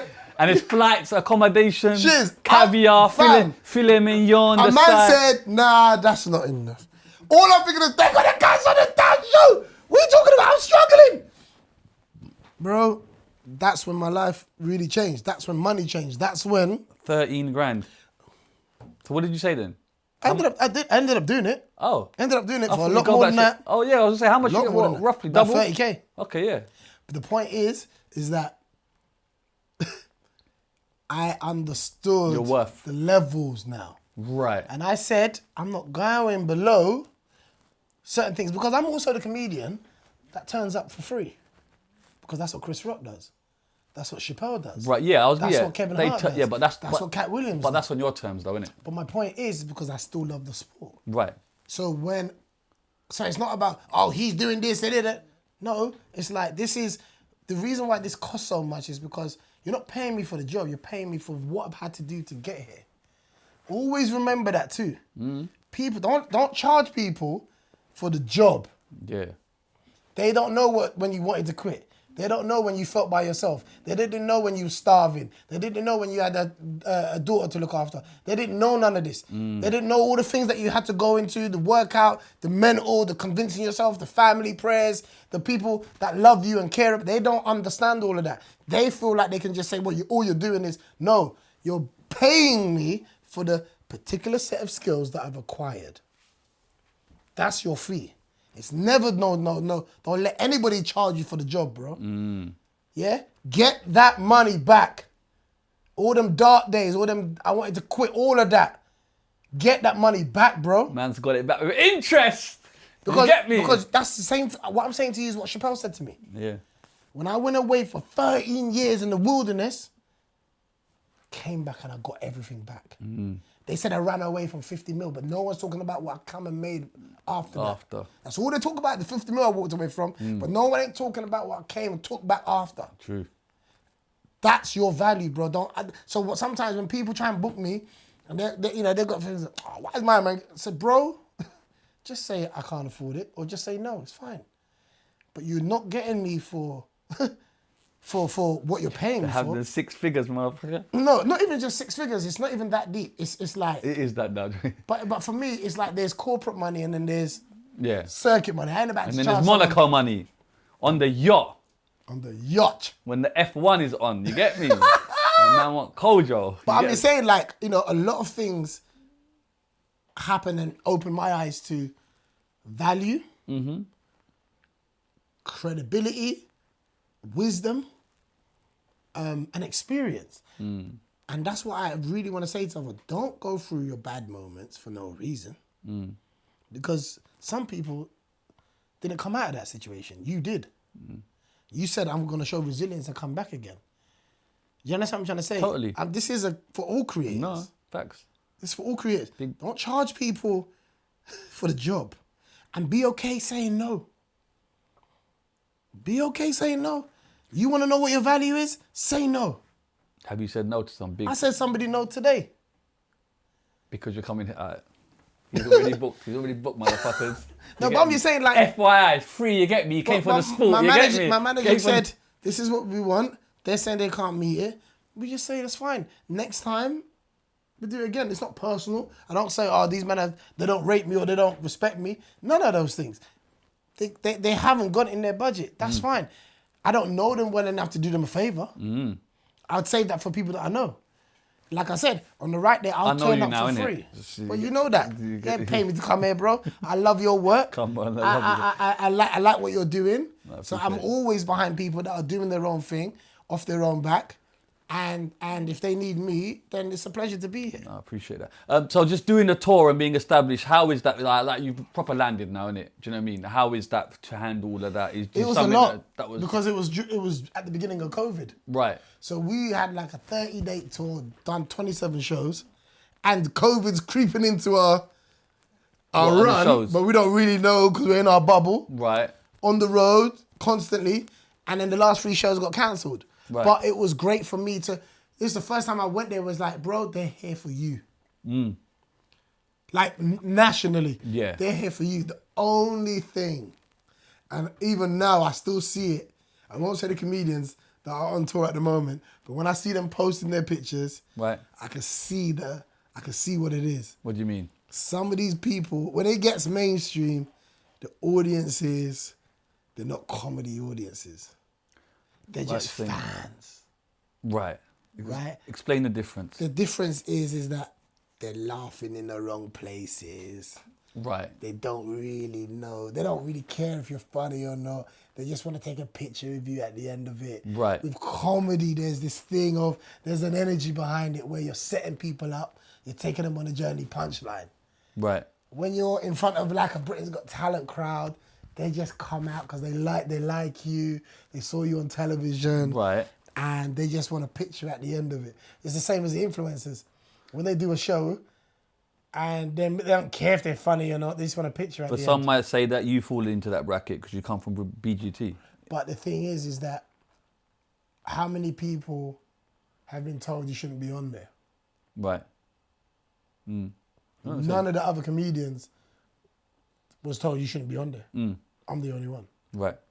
No, fair enough. Well, I'll ask you. You know what I'm saying? No, of course, but you understand what I'm trying to say. I'm So it's a different thing, but at the same time, I'm wise enough to appreciate the love that I'm getting, but still understand that this isn't my lane. Right. I really want to get back on the side of credibility. Right. Right, and doing the work and building that up. And when I do Chappelle show, right, when we're in London and we're doing the Kentish Town and Hammersmith Apollo, right, that audience there, they're trained. Right. They're Live Nation. Really, They really come for the material and the jokes. They're the ones that go, bro, I'm following you. When's your next show? Like that. It's not a day out for them. It's just, we do this. Yeah, and you got to be damn funny. This is what I'm saying. You can't cut no corners. This is what I'm saying. Right. They won't let you get away with it. That's what I'm used to. Right. When they're just out and or laughing in the middle of the joke, at the start of the joke, shout like they don't understand comedy. They just want to come out because it's a day out. Right. And it's not a criticism. It's just like when you're an honest performer. Right. You don't celebrate. I feel like you're referring to someone or people, but you're not saying.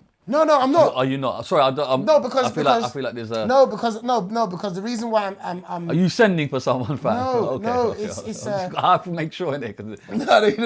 No, it's not sending for anyone because I've done it. Right. I'm just saying to you that I know the difference though, and I'm watching them. Yeah.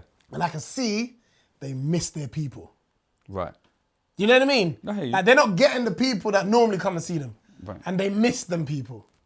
I hear you. Because I miss them.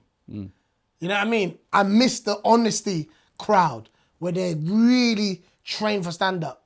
But when you do a TV show, it's everyone. Some people bring their kids. Yeah. You know what I mean? It's all over the place. Then do you have to water down your material then when you're in that environment? Because now your market's changed. Yes. Right. And that's a brilliant question because I think that's ultimately what I'm saying. Yes. I can't really be myself now Right. because I've got to be the TV person. And the reality is you got to make a choice as a comic. Do you want to be Kevin Hart or do you want to be Dave Chappelle? Right. I hear you. They're not the same. They're not the same. Both rich, not the same though. One cannot afford to step out of place. Right. One is absolutely free. Right. I hear No you. brand deals. Doesn't Right. want them. And Doesn't you need them. and you want to be the first, not the latter. I want to be the latter. The guy that sorry, yeah. I hear you. I don't want to worry about brand deals. I don't want to. There's too much going on in the world to hold me back from talking. Right. That would be the day I quit. Right. And in this period, is this when you're not talking to your mum? Sorry to bring this back up. No. Me and my mum has been fine. Before she passed, it was absolutely fine for 15 years. Yeah, but when you in BGT, you speaking to your mum then? No, my mum. Yeah. Me and my mum was fine. That's yeah. what I'm trying to say. Yeah. Me and my mum was and fine. then She's how loving is it. that affect? Obviously, She's loving it. you've absolutely murked now. Son Yeah, has she's done loving this. it. Yeah. Loving it. Her phone's going off. Right. Because this thing went all over Africa. That's where most, I believe, the views came from. There in America. Right. Not even England. Africa went crazy. Like I'm telling you, you know how mums love WhatsApp. Yeah. That's their thing. Right. Every day, constantly. My mum just sent me this, and my mum sent me this. My mum's in Tanzania, my mum's in Kenya, my mum's in all over the place. I completely understand. Because I had the African symbol Right. on my T-shirt. Okay. The Jinyami sign, so it was like a symbol in Africa. Right. Straight away, oh, is he Ghanaian? Kojo, oh. Boom. Right. Every outlet, for my dad was chilling at home Right. and his phone's going off. Watch this, turn it over, watch. Your son's on there. Because when the £1 fish man went on, Pakistan went crazy. That's what I'm Because saying. I'm the one that took him there, and I know when he landed at the airport, See? they carried him through the airport. See? No check security, brother. See? Like, out. Innit? No visa, no nothing. No, they just carried man out. You're of home. do you get what I'm saying? But that's it. But it must be a beautiful feeling. That, do you know what I mean? Like, look at this, mum. This is. Yeah, man, and This is your son. That's the pleasure that I get because I think my mum got to see me be great. Yes, You know, that's all I think our mums want. absolutely. Even if it happens one time, that they can be proud of you, that they might have had other ideas of what they wanted you to be, but to see you do your own thing and prove that, you know, it can bear fruit and you're happy doing it. The strictest of parents, that's all they really want for their Sure. children. And I think, you know, I miss my mum loads, but I take peace in knowing that she saw me be great. Definitely. Can I just ask about, obviously following on, Axel then wins it, comedy. Axel, yeah. Did you have to do what you do to set him up to get? Do you know what I'm saying? Did you plant the seed for that? Well, Humbly speaking. Axel came to me and he said, I'm doing it. Right. And then I said to him, okay, be aware of this, be aware of that. Yeah. And he got Simon's buzzer as well, Yeah. and ended up winning the show. Right. And I think it was always going to build up to somebody winning it. That's what I mean. And it's important that he won it because every one of us have got the golden buzzer. Right. Toju, Delisa, myself, Yes. Nabil, Right. because we come from the best comedy circuit. That's right. People start like this on the black comedy circuit. You got to unfold their arms. You know what I mean? Yeah. White crowds, they love it. And then if you're shit, then they'll be like, but they'll still be polite. Black people start -0. So it's like, that's where we come from. Yeah. Everything else is easy. So we're supposed to get stronger. I brought notoriety to that decision of going on the show. Axel went and slammed it over and slam dunked it. That's how it's supposed to be. Axel comes from the same stock that we come from. It comes from the circuit where you got to really work hard. You got to prove that you're funny, bro. So when you go on there, it's, you know, but again, it's about alignment, it's about timing, it's about who else is on, you know? And I think he had a beautiful journey, and I'm so glad that one of us crossed the line. You know, when you open up for Kevin Hart and all of that, how is that when you kind of return and you've done this? Do you know what I mean? It's now like kind of I'm my own entity. You was prior to that, obviously, but now it's like You see it. But I think what I like about my relationship with those guys is they treat me like that. So it's not like they're doing me a favour. Right. Do you know what I'm saying? It's like when we come to the UK, we need Kojo because he's the person He's that the guy. understands the audience. He can give us any tips if he needs a barber. All of these things that I've been. Because I always believe from very young in my comedy career, it's about if you really want to progress, your main thing is to get in the rooms. Right. How do you get into the rooms very quickly? Be of service. What do you need me to do? Right. How can I help you? How can I make your stay easier? Yeah. What's missing from your team? Right. That's what I did. That's how I met these people. That's how I, got to be in their circle. Which I'm telling you, bro, it's a very tight space. I can imagine. Americans can't even get into that space, and here I am, this English guy, up close and personal. Mm-hmm. I've never asked anybody to put me on their shows. My phone rings. Kojo, we're coming. We're doing Wembley. We want to put you on the show. Russell Simmons, we're coming to England. We're doing Def Comedy Jam official tour. We want you to host it. Dave Chappelle, Chris Rock.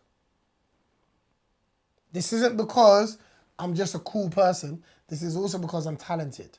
But also, you got to park your ego a bit because you are a headliner in your own respect. Absolutely. So now do you get what I'm saying? But so was Tiny Temper when he went on tour with the Gorillas. But that's what I'm saying. You humble yourself. That's what I'm saying. Take the audience and you add them to yours. This has always been through the business.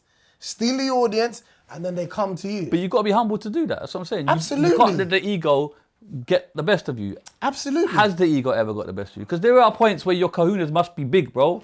Man's making 7 figures, bro. No, but I'm saying, like, you know, Wild and Out, for example. Yeah. Sometimes you just got to know when your exit is there. Right.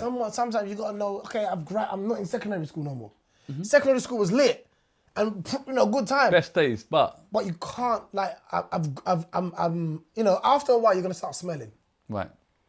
Yeah, if you keep the jacket on, you're going to start smelling, bro. You got to know when to take it off and move on and get a new jacket. And I think, I stopped doing Chappelle shows for a little bit because I was in LA doing some other stuff, on tour with other people, moving around America, killing it, building my confidence out there, really,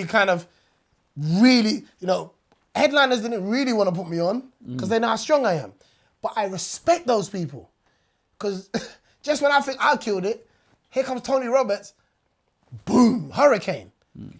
Which makes me go, you still got more to do, my brother, especially out there. So it's like, I only want to put myself around killers. So sometimes, and this is another thing, sometimes people get me wrong with.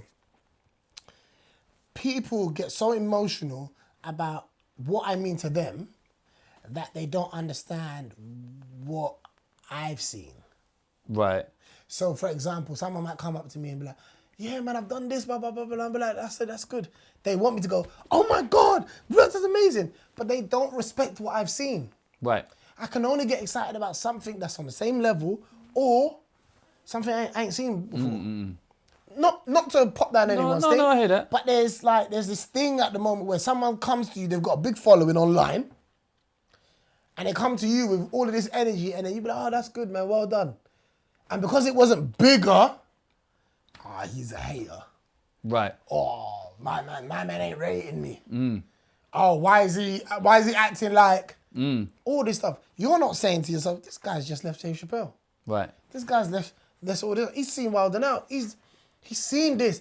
Because if I get excited about that, you're gonna think that's it. I once had someone tell me, oh, now I've done your show, I don't need to do anything else anymore. Right. My little MTV show, they said, yeah, I might retire now. Somebody said this to me. Yeah, but that's not the way. But in a way, it's nice that they think that you are the holy grail, isn't it? But the reality is, obviously, it's not. It's not, and they know it's not, and it's a bit more. It's a bit more ego than it is kudos to me because the reality is, this is not scratching the surface. Right. But you feel like that's it. Yeah. And because things come fast now for this generation, they really do think that's it. And Chris Rock said, people come up to him that have millions of followers online, and he's never heard of them, and they feel offended. Yeah.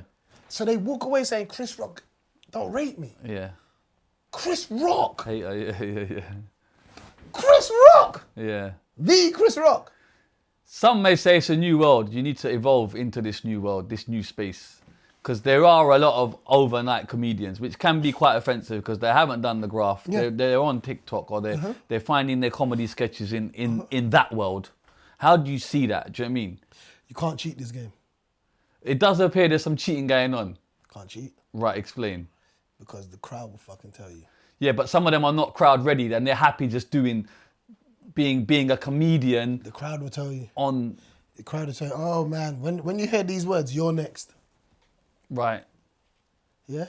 In a room where none of your friends are. Right. All the people that love you, none of them are here. Yeah? We're in Torquay tonight, it's Tuesday. You're next. But does someone have to do stand-up, in your opinion, to be validated? No. And that's what I'm trying to get at. There's so many comedians Yeah, comedy, that probably don't dare step on the stage because they're not that way cut. But that don't make them less funny. Right. Right? There's a reason why stand-up is before comedy. Right. Because it's a type of comedy. Yeah. Yeah, there's comedy acting. And I suppose it used to be the only route in. It's the most respected because it's the hardest thing to do. Yeah. But you got comedy actors, you got comedy poets, you got funny people online that are great actors and sketches and writers. There's all elements of comedy and everybody is welcome. Right. Everybody's welcome. But the hardest thing to do is stand-up. Is stand-up. Right. But when they don't do the stand-up and then bypass that and do other stuff, do you lose a certain respect for them? No, I lose the respect. Because the craft... No, this is what I don't tolerate. Don't build a following. Because this is what's happening now. This comedy special thing, it's gone. None of these specials are special. Well, as in like the Netflix stuff, like the all that stuff. Right. Let's even talk about the Netflix stuff. Right. How many of them are really good? Right. Yeah. Like, it's not like it used to be for me. What's special about them? Right. One off and yeah. Anybody can stand on stage for an hour. Some people can even sell out the show. Right. You don't get to hide behind those things in comedy. Right. What was your show saying for an hour? You can't cheat that. Yeah. You cannot cheat that. Yeah. I don't care how much tickets you sold. That doesn't make your show good because the audience are there. What was you writing and sharing with the crowd for an hour? That's all that matters in this thing. But people are doing this, they're celebrating all the other stuff. Oh, he sold out the show. Oh, he's done an hour. He's got a comedy special. There are people doing comedy specials that have been in comedy 5 minutes. Right. Would you do a special? I've done specials. Right. On what, Netflix? I haven't got that blessing yet. Right. Would you, I presume you would take that blessing? Yeah, but of course, but for me, again, it comes back to the taxi joke. Right. That I perfected that joke over 20 years. Right. So when that moment comes, you're ready. It's going to be special. Yeah. It's not going to be an hour of comedy. Right. It's going to be special. Right. Because there's a difference between a special and an hour of comedy. Absolutely. We could talk about the specials. Eddie Murphy Raw. That's a timeless special, yeah. Yeah? Kevin Hart, Laugh at My Pain. A moment. Cat Williams in the green. Jeez. Pimp Chronicles. Yep. Right. They've got other specials. Yeah. Or they've got other hours. But the special. Now people are putting their specials on YouTube. There's a lot of great hours on YouTube. Right?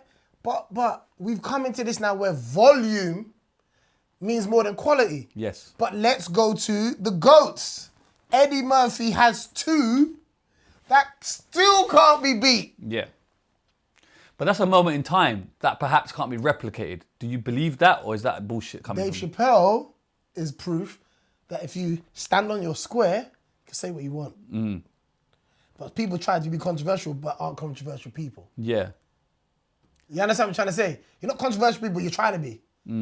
We can smell that. It's not real. I suppose my next question is, why are the British people not getting their specials? Is there some? I think British people are. I think black people are. I think Mo is one that Netflix gave a special to. Right. But his climb was quite quick. No, it wasn't. No? That's not fair. Okay. Because Mo had to do stand-up. That wasn't the thing that was going to separate him. The sketches did. Right. Sketches separated him so he can come back to what he loves. Right. Genius. Mm-hmm. Did he know that was going to take off? No. But he tried something different. Mm-hmm. It worked for him. Now he can fuel his love of stand-up. Yeah. Mo's been on the circuit with all of us. Fair enough. So that's somebody that, you know, has played a chess move. Took a risk. It paid off. Now he's in a position where he can help other people. That's what this whole thing is. It's about helping other people as well. So I've got a lot of respect for Mo as a comedian, and also the thing that he felt he needed to do to get him back on track. Sometimes you got to pivot. You know what I mean? Sometimes you got to take 3 steps back to take 5 forward. Yeah. Like, you can't begrudge anybody Yeah. that plays a move like that and wins. But I'm thinking, where is your special? Why is obviously you can't answer it, but logically, like I know, but do you know what? I think you get your special when something special is ready, and I look at Earthquake, who's just put his second special out. Right. Earthquake has been here since the beginning of Def Comedy Jam. Right. He's been doing comedy for damn near 35 years. He's just got his first hour. His first one was like under Chappelle, which is 30 minutes. He just put an hour out. This is one of the oldest staples in comedy. Right. This is the only sport where you get better as you get older. So you think it's inevitable that your time will come? If Netflix is suppose you still can't a say thing, Yeah. right? Because before it was HBO. It was Blockbuster Video, bro. Right, and then it was Comedy Central. If Netflix is still a thing and that's when my moment comes, then so be it. I believe it will happen, but my job is, as I said earlier, isn't to find out when, it's to be ready for it. And then just touching on America, it's like when you, America's so vast, people don't get it. Do you know what I mean? It's only when you go there you realise. But when you go there, it's kind of like you spend less time here and then people think out of sight, out of mind. Absolutely. How hard is that to balance? Because you've got a core fan base here, UK born and bred, you're mashing up the place, you can effectively tour this whole country. The thing is, when you go away, Yeah. someone fills your space. And that's what I'm talking about. So you're going to America to try and conquer over there. Your space is now vacated. It gets filled up. How is that for you then? Because now you come back and you're like, motherfuckers in my bed, somebody sleeping in my... But you know what it is? No, but it's kind of like I left that house. Okay. I got a new house. Right. My house now has new furniture, a new mindset, Right. a new voice. Yeah. I've gone and had all these experiences abroad. But when you left that house, was you well aware that someone was going to vacate? Someone's going to I gave sleep in them your the bed? space to. Yeah. Right. It didn't take it from me. Right. Because taking it from me is like, you're still here and Yeah. and it's mine. I left and it got taken, and as it's supposed to. Yeah. But like Chappelle, you come back with new armor on, Yeah. new point of view, maturity, more honesty. It's no longer about the joke, it's about the message. Right. That's where I am now. Like Jay-Z said, right? If you want the old me, go and listen to them tapes. But I can't continue to give you the same album because different experiences now. And how is that evolving yourself to become... I am very excited. Yeah. I'm very excited because,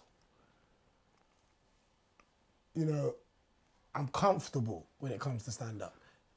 Right. But some may say comfort is a dangerous thing. It is, but with no direction it is.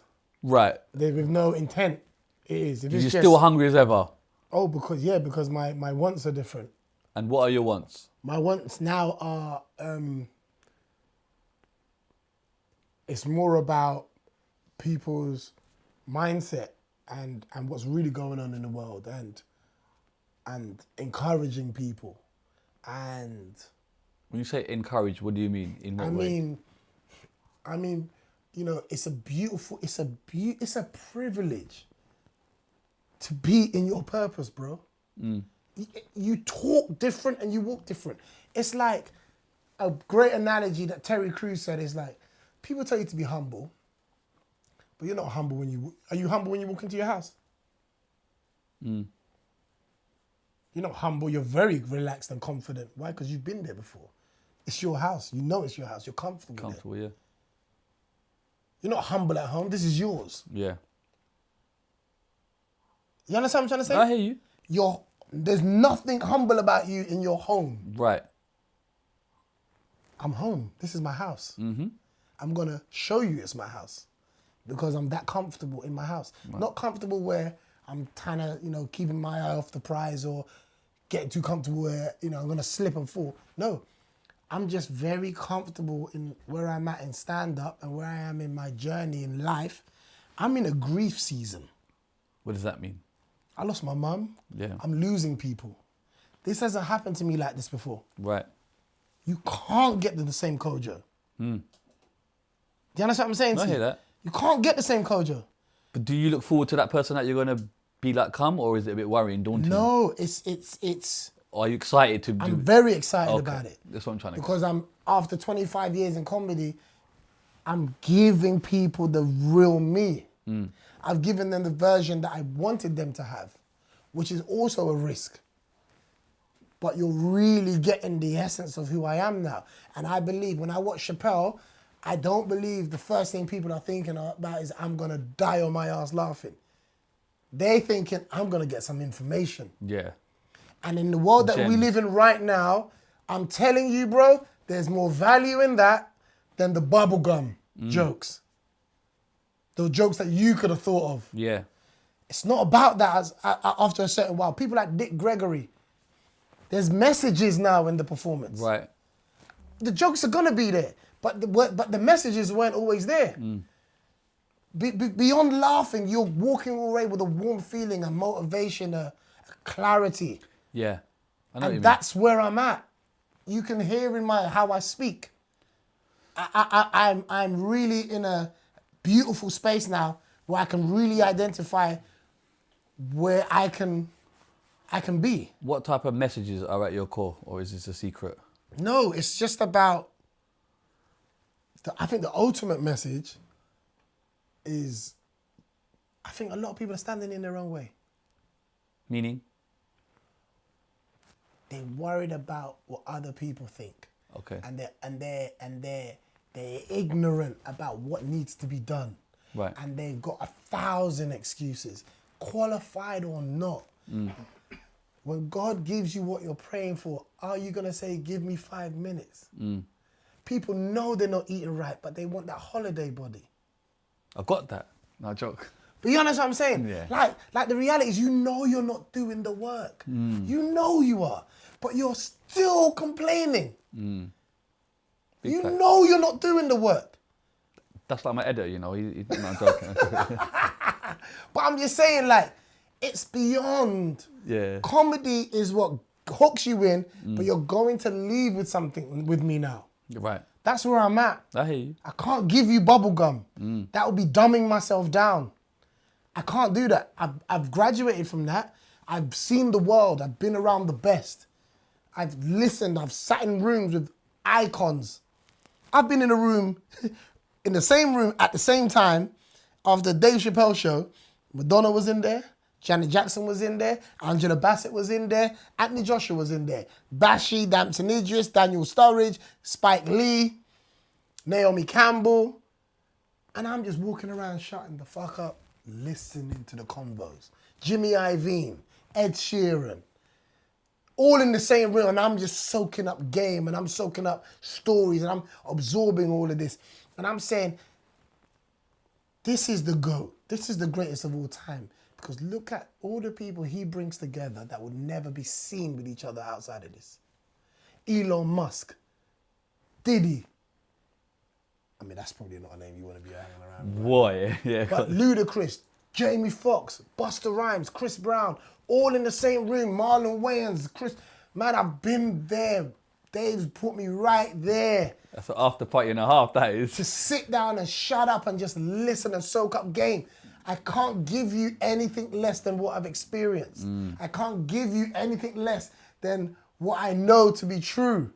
This isn't name dropping. This isn't bragging. This is me being around these people so I can pass it on. That's the only reason why I'm in those positions. Not to keep it to myself, to pass on the game. Pass it on then, innit? So what's the game, bro? I'm just telling you the Tell game. me the game, bro. That's the game. Give me the footnotes, bro. This all comes from being of service and waiting for your turn. Right. Making someone else great. They only promote the person behind the man. The man don't get promoted. The person behind the man gets promoted. Right. Because the man's already there. But who's the battery? That's what I've been to so many people. So when you're the battery, bro, and it can't run without you, you're all right. You ain't got to worry about competition and all the other stuff. There's no one else that can do what I can do. Nobody. Otherwise, I wouldn't have had the experiences with these Americans. Americans would have had them. Yeah. It's not by mistake that I'm close with all these people. That's not by mistake. I'm built different. And I'm built different because I can still do what I do and help other people. And that's what this is about. Helping other people. It ain't gonna be here long. It ain't about me. It ain't about me. I don't want to talk about all the things that I've done. I want people to say what I've done. Other people can talk about that. But my mission is about us. And there's a bigger thing that we got going on where there's injustices and no fairness and all the other stuff. Again, no one don't hear me complain. No one hears me complain. I always come back with resilience because that's all you have. So coming back to the point, the message is really making people come out. So COVID made people look at themselves, Shiz. People don't like the person that they're looking in the mirror, if they're honest. You had all that time to overthink about things and go through depression and realize, I ain't shit. What am I gonna do about it? The moment the doors bust open, everyone went back to the same bullshit. Lying to themselves, worrying about people. You know, you wake up in the morning and the first thing you think about is what strangers think about you. This is the world that we live in. Big fact. So if I go on stage and just talk about everything else apart from what people are really experiencing, then it's bubblegum. It's microwave food, it's McDonald's. You're gonna be hungry in 25 minutes. Or I can give you soul food that puts you to sleep so you can marinate on it. Jesus, gems after gems. Don't You see what I'm saying? Big facts though. So when I hear you. perform now, it's deeper than that. No one will ever see me in England and be like, oh, let me see if it's gonna be funny. I've passed all of that. Now, what's the message? Right. What's the message now? And do you talk about controversial things that perhaps, you know, like worldwide, global things? How much of that is on you? I talk about people and their mindset and things that I've had to unlearn and things that I thought I knew that I didn't. Right. You know what I mean? Because it's not about just pointing the finger. It's about talking to you through me. Yeah. You know what I hear mean? you. Talking about you through me and getting you to understand that you are all you will ever need, but making sure that you want the honor from God and not man. Man is gonna let you down. I don't give a damn about the likes. That's why I know I don't give a damn about the hate. But the reality is a lot of people care about the likes, but they care about the hate. But you give that power. Why are you giving someone who's got the same ability as you power? True. And I'm not just saying nice things, because I can also back it up with testimony. So when I'm saying to you that God put me in an uncomfortable position, gave me a show that he knew I probably 9 times 10 would have said no to, but you got to know when he's talking over another voice. Facts. And I knew this was the answer to my prayer, and because it made me uncomfortable.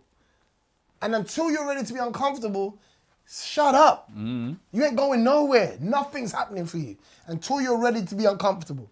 Until you're ready to be in a relationship where someone points out all your flaws. And yes, you do piss on the toilet seat. You didn't even realize you pissed on the toilet seat when you're by yourself, but that's what you do because someone else is pulling out the things that ain't good about you. But it's uncomfortable for a little while. Of course it is, but you got to see that through. You can't run because someone's told you something about yourself, and that's why even in my rooms, even in Chappelle's rooms, sometimes it'd be quiet. And Dave even was like the other day, he was like, "Am I boring you guys?" Because he understood the moment that they're listening. Wisdom is being shared. Knowledge is being shared. I've done a lot of amazing things and I've got to start talking. I went yoga with Russell Simmons. You know what I mean? Like, I've done things that people would dream of. I've got to talk about them. I've not even spoken about them yet. Speak about them, bro. What else you been doing? No, I'm saving that for the No, special. how you mean? What do you mean? Drop the gems, bro. How you mean, No, but bro? I'm just saying, like, these are the things that my show will consist of. Yeah. Real life experiences with icons. Right. All because this little boy from Hackney, East London. South London, bro. Don't try it. You killing me. He's trying it. Clap him.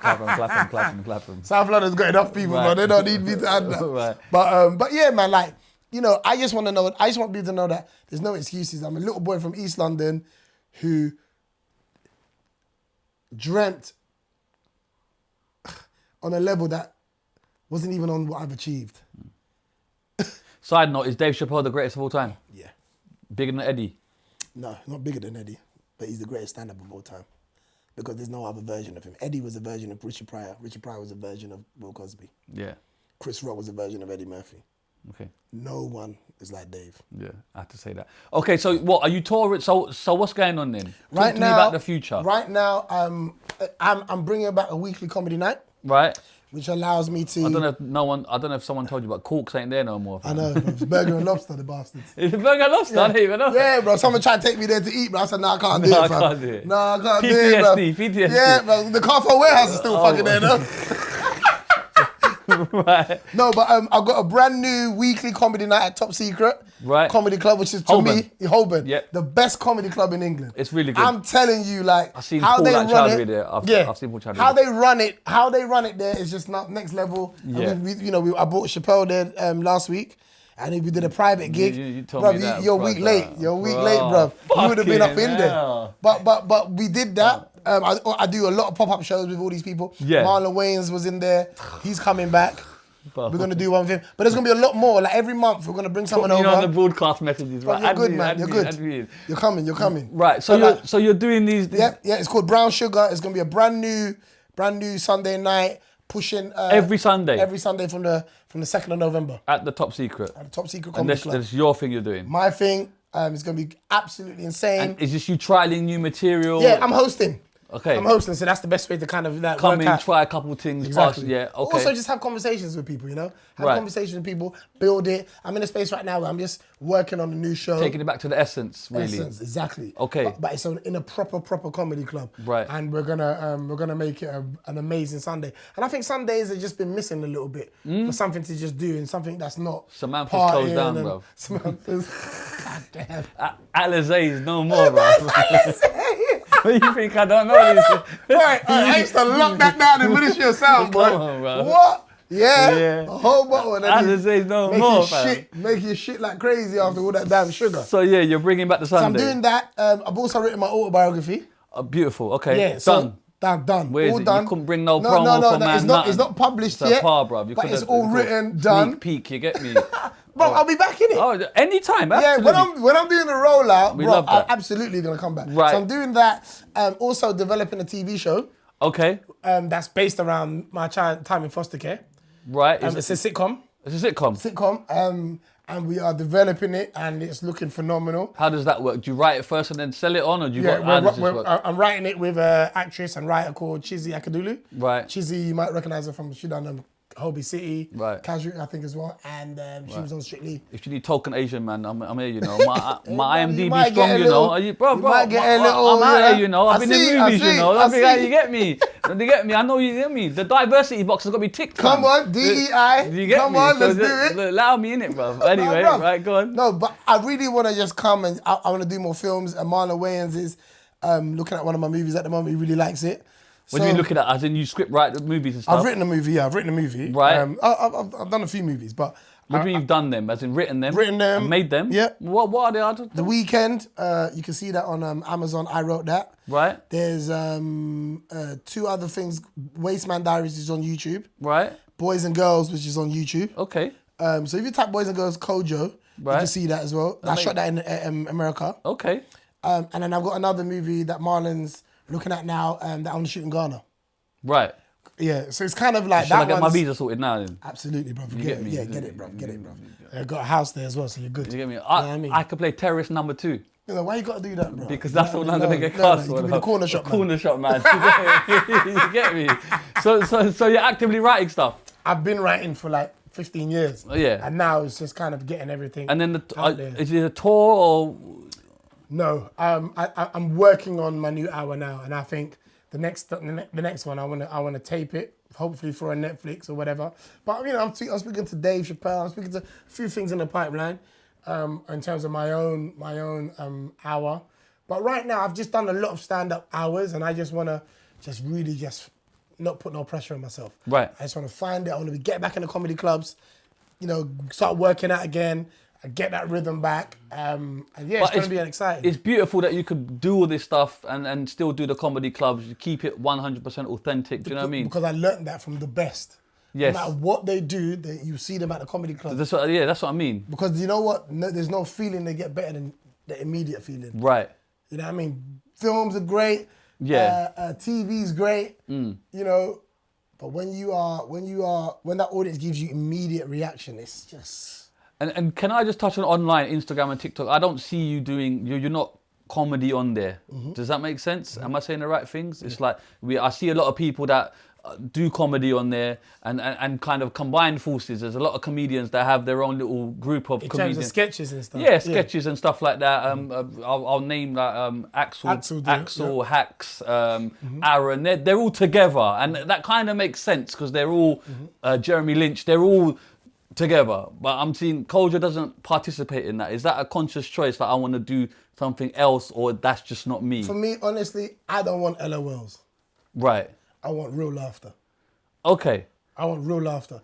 It doesn't mean that their thing isn't authentic. That you know, not all of them are stand-ups. They do it for online. Right. It builds, definitely builds the audience. But again, I already said to you, I want the audience that really understands what I do.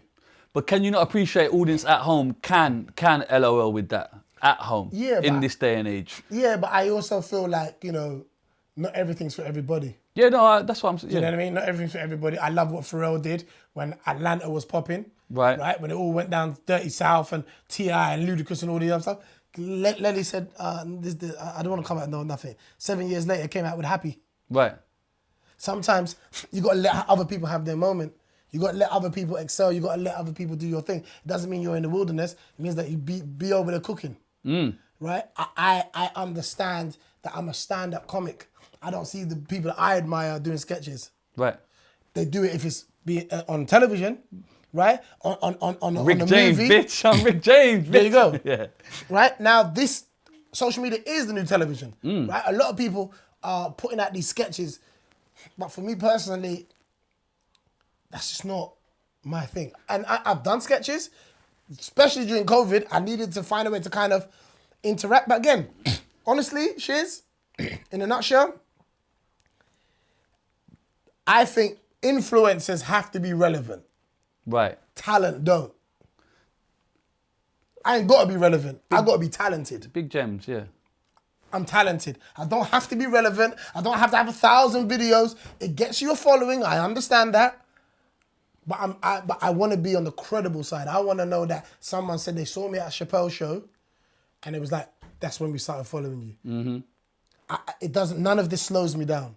You know what I mean? I'm at a comedy club every week, where hundreds and hundreds of people come through, and they follow me after because I shut it down. Like there's a space for everybody. I just don't need to be everything. I admire your point of view, I really do, because most people would think that that's the trend, that's the wave I'm going to jump on. But you're staunching what you do. You also go out with waves as well. Absolutely. Waves also take people out. Big facts. Do you see what I'm trying to say? Surfboard ain't right. Or you can't swim in the deep end. Yeah. Yeah? Like, so for me, it's like, I can edit, I can shoot, I've proven I can do all of those things. Yeah. I'm choosing to just be a stand-up. Yeah? And, you know, I'm not oblivious to social media. I don't act like I don't need it. But that style of comedy, that's not my style. Right. I can do it, but I won't be doing it because I want to do it. I'll be doing it because I feel like I have to. And then the quality for me goes. Absolutely. So I'm cool on my square. I want to be great. I want to be one of the best at what I do. So I continue to write. I continue to put myself in spaces that allow me to excel, and just be patiently getting better and waiting for an opportunity. Can I talk on about your podcast? Yeah. You're trying to enter my thing now, bro. If you get me, nice. It's a beef thing, but it's cool. I allow you for the other. What made you get into that? I've been watching some of it. It's very serious as well. Yeah. Which obviously I might think it's not what I'm expecting perhaps from Kojo, but I get it. What made you want to go down that route and kind of? Because I just feel like, again, it kind of comes into the uniform of the kind of shows that I want to do, right? Right. I want to talk, I want to have real conversation with people.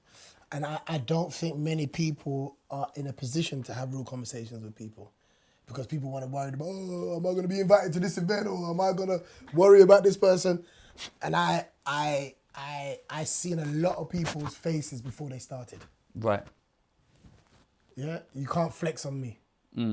So we can have real conversation. And I think there's a space that people can put the charade down and really get into them, right? There's a lot of people that talk consistently online. We don't know who they are. They don't give us anything of them. Right. We follow them, and then when they do something wrong, oh my God, I thought this person was amazing. You don't know these people that you follow. I want to get to know them. Okay. For real, for real. No, I hear that. And I believe only a few people can get kind of people in the room where you can really... But it's interesting you're showing this other side of you. Do you know what I mean? It's very serious. You're very... Because the thing is, I think the best comedians are serious people. Right. We pull from darkness and make it light. So we know how to manage the dark situation. So when people are having moments where...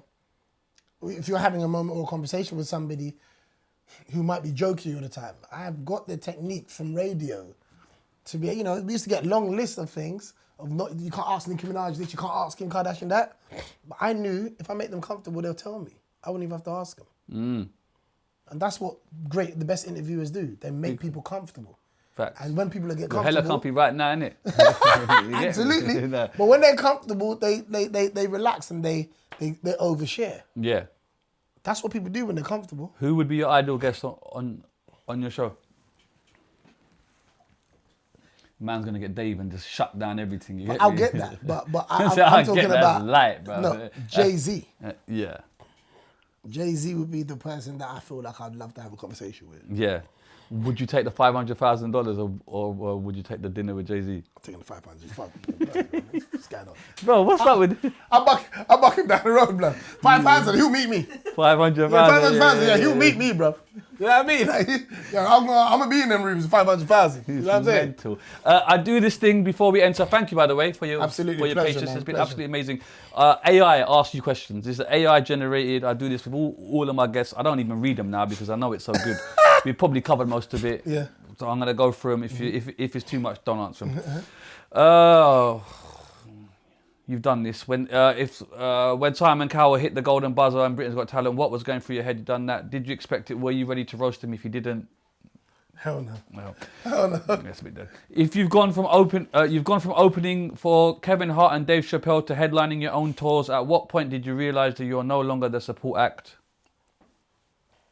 You've covered that in that you'll do. Yeah, but I just felt like again, I think you're always a support act for somebody. Yeah. You never stop being a support act. Yeah. That's when I feel like, if Eddie Murphy was coming back tour and then he goes, yeah, come to the UK, we want some comedians, like, everyone will say no. Facts. Kevin Hart once said, you're one of the funniest comedians America doesn't know about yet. Do you think the UK has done enough to back homegrown black comedy talent? No. There's not a lot of shows online. I miss my Desmonds. You get me? Where the fuck is all this, bro? Start writing, man. We're writing. I'm ready to play Terrorist number 2, bro. I'm ready, bro. Now, there's a lot more that can be done. Yeah. I don't want to notice black shows. Yeah, I hear you. We shouldn't be noticing black shows. Absolutely. It should just be the norm. Do you think they're just diversity box ticks and then we're still in that era? This is the best trick that they do. They pick people that they know won't come back so they can say, we gave you a chance. Break that down. I like that. They'll pick people that won't move furniture. There's people that move furniture. They'll come into their house and go, no, this has got to move over there. But they like how things are. Right. So they'll pick someone that says, thank you for picking me. Yes. And I'm happy to be here. And I'm okay with this. And that person ain't good enough. So then when we complain, we go, no, but we put him on. He don't represent us because he don't even believe he should be there. Big facts. Be honest, when you see American comics selling out arenas, do you ever feel like the UK comedy industry holds back its own stars? Absolutely. And I think sometimes we undervalue the talent here, and people, but I think UK can be bad vibes because it's like we celebrate people that are further away from us. Yeah. You know, the people that we don't know, oh, absolutely, right? Because they're a rarity. But we get over familiar with the people that are down the street. That's why sometimes, you know, when you see my face on a flyer, it means something because I'm not on every flyer. Right. Because I understand how the UK works. And if they see you on everything, your value goes diluted, down. yeah. There you go. You've performed everywhere from Wembley Arena to Hackney clubs. Which crowd keeps it the realest? Hackney. Everyone, no matter Clap what 'em. area, no matter what area, everyone knows Hackney Empire is the truth. It's the home. It's where the people are honest, and people come from far and wide to perform at my local theatre. And Charlie Chaplin even performed there. Did he? I didn't even know that. Absolutely, man. That's Iconic venue, bro. And the realest. It's like the UK's Apollo in Harlem. Yeah, true. The realest. You got booed off there, everything, fam. People used to come with banners like, this is your last show. You grew up in foster care. How did that shape your humour and the way you connect with people today? Have we covered that? I think it just makes me really aware, and I'm also able to see when people are hiding who they are. I was the best at that, a master of hiding in plain sight. Yeah. You know? But I can also see when someone's giving me the answer they want to give me over what's really behind that, because I know how I used to answer. So I try and use that experience to encourage people to kind of open up gradually. A lot of comics use their pain as their punchline. What's the one thing you still haven't found funny yet about your own journey? Whoa.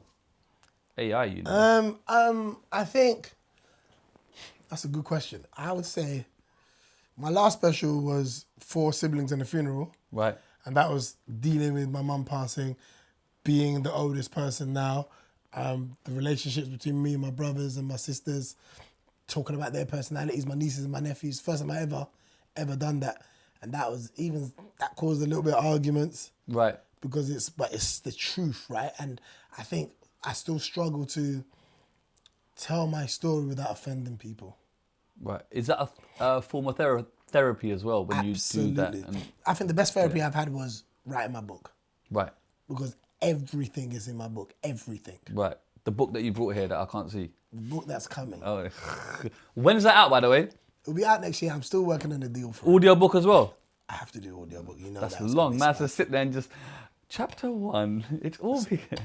No, but you got to do it in your voice though. I know. You have to. You can't know. do no AI to now, brother. You just said it. It's the delivery. I Start was the- walking on the road. Yeah. You talk about fatherhood in your new show. What's been the biggest dad moment that has changed you as a man? Oh my gosh. My son telling me, can I have a PlayStation? And he's 7. And what I had to do to get a PlayStation, well, how old I was. Game Boy was. I had to get a job. Yeah, You understand? They get. But you bought him one though, innit? Of course I did. This is the thing. This is the thing. But we're victims of. I do the same thing. All right, there you go. You shared stages with legends. Who gave you the realest piece of advice that stuck? Dave Chappelle said, know your price and don't go $1 over it. Meaning, know what you want from it and don't go beyond that, because beyond that is things that you can't account for, that you may not be able to deal with, and also things that aren't for you. And what's your price, fam? My price is that my family is secure. I'm presuming they're secure already, bro. So what's the price? Man, No, man no, rings no, up no. Kojo. He wants Kojo at a wedding. I want Kojo at a wedding. No, it's not that. It's more about the price is not, that's like a figurative, like. Yeah, I know what you mean. You know what I mean? I'm just messing around. Yeah, it's more I'm like. funny as well, you know. I see. There's nuance in me, brother. Are you crazy? Nuance in me, I'm brother. telling you. After all the years in comedy, what's one thing about success nobody warns you about? It's a good one. There's going to be times where you're going to be very alone. Right. Alone in your mentality, alone because you've outgrown people, alone because you're realizing that this is your dream and no one else's. People can't always follow you and come and support you and all the other stuff. You still got to go and do it by yourself. That's the bit that I think, that's the junction when people either make it or they don't. It's because they feel like, oh, I want my friends to be there with me because it's a comfort, but you got to keep going. and you meet new people on that journey, the people that are supposed to be part of the next chapter. I hear that. What's your take on cancel culture in comedy? Is it killing creativity or just forcing comedians to be smarter? I think it's, I don't think it can kill creativity. I think comedy is the last honest thing that we have. And I'm on the side of speaking your truth without offending people. Now you will only offend people who don't like you. You know what I mean? You can only offend people that don't like you. But it seems like in this day and age, there'll always be people that don't like you. Because most people don't like you. Right. And people think most of their followers like them. Most of your followers don't like you. Right. They like your business. Yeah, that's why your stories will get more numbers than your posts. They like your business, not you. You understand? So do you not tone down anything that you're writing? No, because I don't intend to offend anybody. Right. I don't do anything with malice. Right. I hear you. How do you handle people who come to a show just waiting to be offended? Or you pretty much answered that, innit? You don't deal with it. The UK comedy scene often doesn't get the same global attention as the US. Why do you think that is, and how do we change it? We change it by really picking people that have something to say, people that have a journey, people that make you uncomfortable. You got to pick them. That's what comedy is. The best jokes were the ones that we was like, did he really say that? Did she say that? You know what I mean? They're the best ones. Yeah, comedy isn't supposed to be something that we all in unison agree with. But when you go, did he just say that? It's usually on that fine line of that. And that's now what we paid the ticket all for. cancelled now, innit? No, but we paid, but really, we wanted to be there when it was said. Yes. Right? Some of the tickets that Dave sells is because they want to be there. Yeah, but Dave's taking phones out of everybody's pockets. Well, So I know, you can't even walk in that. I know, but they still want, but that's even more of the reason why you want to be there. Yeah, facts. Because you damn sure ain't going to see it online. So you want to be like, oh my God, I remember when he said da da da da da and this happened and the woman got kicked out and you know what I mean? Like something might happen and you don't want to miss that. Facts. Who's the funniest UK comic you think still doesn't get their flowers? Doesn't get their flowers.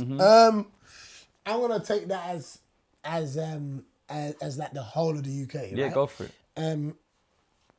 Doesn't get their flowers. I'm gonna say Gina Yashere. True, but she did go. It's that old chestnut, isn't it? She went American, out of sight becomes out of mind. If you ask her, she didn't want to. Oh, she okay. had to. Okay. And that's the difference. All right. A lot of us don't want to go to America. We feel like we have to. Because you're not getting the love There you here. go. Right, okay, I hear that. And then you come back, motherfuckers. There you go. I told y'all. You get me? Exactly. See, that's what I'm going to do. I'm going to go Hollywood, terrorist number 2, come back and say, I told you, Kojo, you had your chance. Yeah, from you heaven. had your chance. You get me? I blow up. If you had to roast one celebrity, living or dead, on stage with no filter, who are you choosing and why? Damn. Roasting someone. Michael Blackson. Side note, on a roast, could the UK challenge the Americans in a roast battle? No. No, because I think our sarcasm will go over their head. They don't get it, bro. They're literal with everything. But that's audience dependent then, right? Well, yeah, exactly. It depends where it is. But if you did it and it just went online, putting all that aside, do you think the UK can? Oh no, we can definitely kill them, but they won't even know that they won't being feel killed. offended. Yeah, exactly. Right. They won't even know what we're talking about. Like, Right. What the fuck? Like, intelligence to them is dumb. Right. And if you was the lead Iron Man here, what 4 Avengers are you taking with you to do this? This is my question. You get me? Forget AI. Oh, people that can go and roast. Damn. Bearing in mind, Americans are going to bring it, Of bro. course. Comedians. Well, yeah, got to be comedians, isn't it? No, imagine that can go and roast. Yeah. There's no one I believe in that can do that. See, that's mad. The fact that you can't read There's off nobody, no one. There's no one that I think that can. Bro, they trust nobody. No one. No one. So then that would insinuate the UK just ain't ready. On roasting. Yeah, but roasting is one of them. I think roasting is one of them core. Like it's like stand up, bro, because the rebuttals and all of that. Who comes to your mind? Yeah, Nobody. Jimmy Carr. Oh yeah. I'll take Jimmy. Yeah. Yeah, Jimmy's I'll take a Jimmy bad Carr. man. Jimmy's a bad I'll man. take Jimmy Carr. Oh, I'll take Ricky Gervais. Yeah. It's the white boys, you know. I can't okay. think none of the man them could. Okay. I don't know any of the man them that I could say that. Oh, Lee yeah. Evans, if you put, I'll just pluck him out of retirement, bro. But yeah, because but- his mannerism alone will just fuck up the place, bro. Do you get what I'm saying? But like people that I think are just like Ricky Gervais absolutely will tear them up. Yeah. And Jimmy Carr will be like, he'll be sharp as well. So we've There's got no two one. and no one else. Yeah, I'm trying to think, bro. So it's just the three of I you can going say that out I can there. go and roast you from there. It's just the three of you then, yeah? All right. You've got a sports app, have you? Oh yeah, I'm working on that. Dude, look at that, bro. Hey, you've got a sports app, a book, a podcast, and even a sitcom in development. Are you building the Kojo empire now? Whoa. I think I am now, yeah. And you know what it is? I think I've got the wisdom, and I think I've got the experience now, and I think What's this sports app? Sorry. We can't doing say Betfair what it thing. is. No, Bring me some credit in it. It's going to be it's going to be the Instagram for sports fans. Okay. Can we delve or we just Can't say anymore. in case than copyright? that. Yeah. I hear you. But it's I'm looking coming. shares. I'm looking It's shares. coming. Give me a little It's a 5%. big. Even ChatGPT said there's no other app like it in the world. 10%. So yeah, I'm really. That's what I've been working on. Okay. Really excited about that. Me and my business partners. When's that launching? Next year? Maybe end of the year, latest January. Okay. We love to see it. How did you make that leap from comedian to tech entrepreneur? What's the end goal with your new app? I think it's, again, we spoke about being pivoting, right? Yeah. I think, you look at people like DJ Khaled, he don't make money from his music. Yeah. He makes money from the other stuff, the Yeah. brands, all the other stuff. So I think we live in a world now where even the average person's got more than one job. Do you know what I mean? It's like we've got to have multiple streams of income, yeah. and you've got to, the beautiful space to be in is when you can make money while you sleep. I still trade time for money. You know what I mean? And there's only so much that I want to do that for. Yeah. I want to be able to go off when I feel like going off. And I remember that this has always been a passion. I just happen to make money from it. So at some point, I really need to think about something that makes money, whether I feel like, dude, I don't You get made sick your money, days. man. Allow it, bro. You get me? Bro, I ain't made no money. There's That- big that- greed going now, joking. I respect it. What can fans expect from your autobiography? Are we getting raw truths or the publicist-approved stories? You are absolutely, if you know anything about me, you're absolutely getting the raw truth. And when it drops, it's going to be like a bomb hit the industry. Tell us about your new comedy night in central London. What's different about it compared to every other event in the city? I like that. I'm bringing the people that people can't get. I've But always if done I'm that. not in that WhatsApp broadcast message, it's beef, you know. Nah, you're there. It's beef. But I'm telling you, like, it's gonna be the I want hottest to drop night. a shit, you know. And so- do you know what's funny? Everyone's been like, finally. When I put the word out that it's coming back a weekly, everyone's like, finally. Because I've been there. It's not the biggest event. It's cozy. It's lovely. Yeah, but I'm telling you, within 3 months, we're gonna be doing 2 shows: an early show, late show.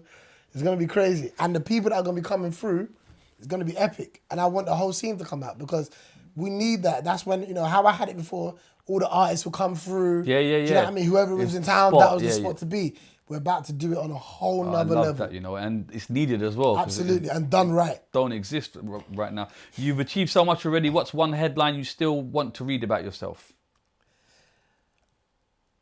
That my autobiography was a bestseller. I love that. We're almost there. Hang in there. You've seen comedians blow up overnight from social media. Do you think TikTok comics are ruining the craft or reviving it? No, I don't think anyone's ruining comedy. I think comedy's just evolved and it's changed, and I think every season has its time. There was a time when stand-up was really kind of like not the thing. People were laughing on their phones, comfort, they'd have to shower, get ready, dressed, all the other stuff. And that's coming back around now. What's the hardest crowd you've ever performed to, and how did you win them back or lose them completely? It was a church crowd. Right. And a pastor was celebrating his 25th anniversary.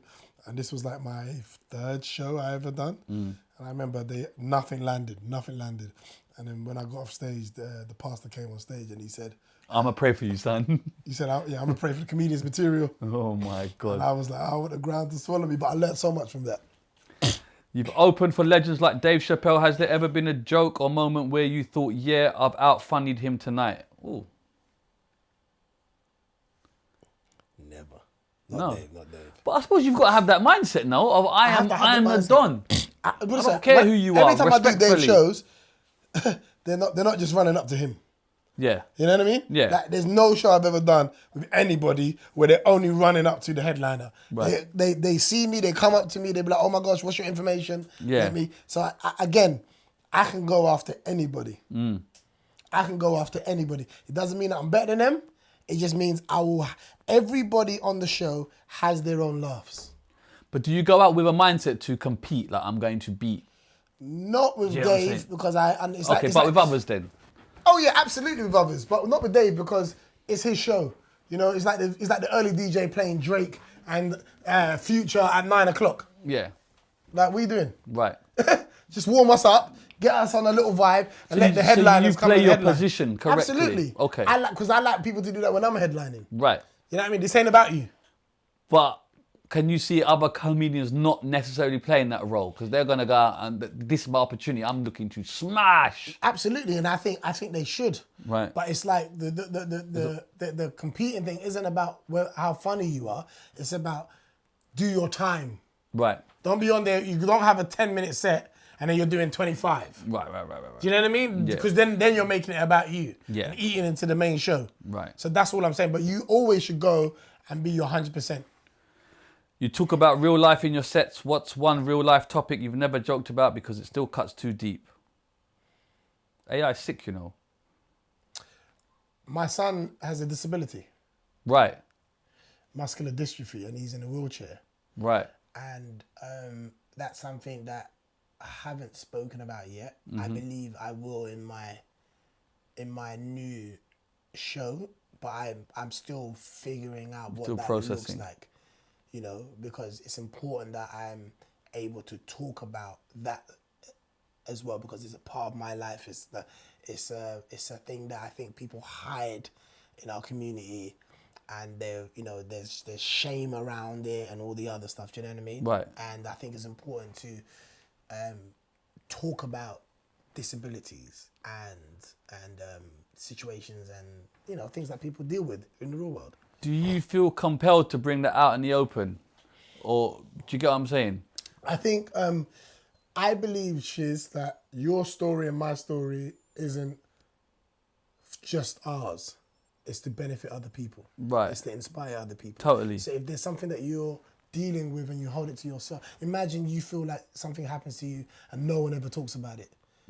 You get a bit of faith and you get a bit of hope, knowing that you're not the only one dealing with something Absolutely. like that. It encourages people. It makes people feel this is okay, right? And maybe I'm overreacting about what's happening and stuff. Do you know what I mean? It's always important to feel, but it's nice when it's not just you, and you can go to support and you can maybe lean on someone for a bit of wisdom or a bit of help and all the other stuff. And when Roman's condition was diagnosed, we'd never heard of it. We didn't know anybody. No black person even heard of this thing before. Right. But until we did it, it opened the doors for other people to come forward.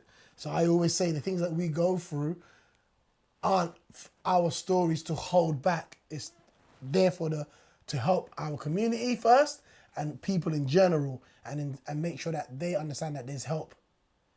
Have you got a support system? Absolutely have Yeah. a support system. We have a charity, Muscular Dystrophy UK, that we work closely with. Lovely. And because Roman is one of the faces of the charity, changes have been happening. Do you know what I mean? And I credit his mum for really pushing that narrative with them, because there was no black kids on the charity at first, because Right. no one had. It was rare. It's not a common disease. It's a very rare Right. disease, right? Muscle disease. So these are things that I want to be able to talk at. Yeah. My son's funny, he's smart, one of the smartest kids in his class. He travels, he's on holiday right now. He travels a lot. I've learned so much more about bravery Yes. through him as a child. Absolutely. Do you know what I mean? So there's so much things that are positive about this situation, that I think when God gives you a child and how that child comes, it's because God trusts you with it. You see what I'm trying to say? So you can't keep things that you may be embarrassed about or things that you think you're struggling with to yourself, because our stories are definitely there to inspire others that need it. Beautifully said, brother. And we send him love, always. You built your career from scratch. What's one betrayal or lesson in this industry that still stings today? That people don't have the same heart you have. And Are you dropping gems, you know, brother? Huh? You're dropping gems, you know. oh, man. Big gems. I respect it. Sorry, I've interrupted you. But you get me? No, but like, you know, I don't think about gems. I just think about, I can only say them how I feel. No, but you are. I It's love like- to see it.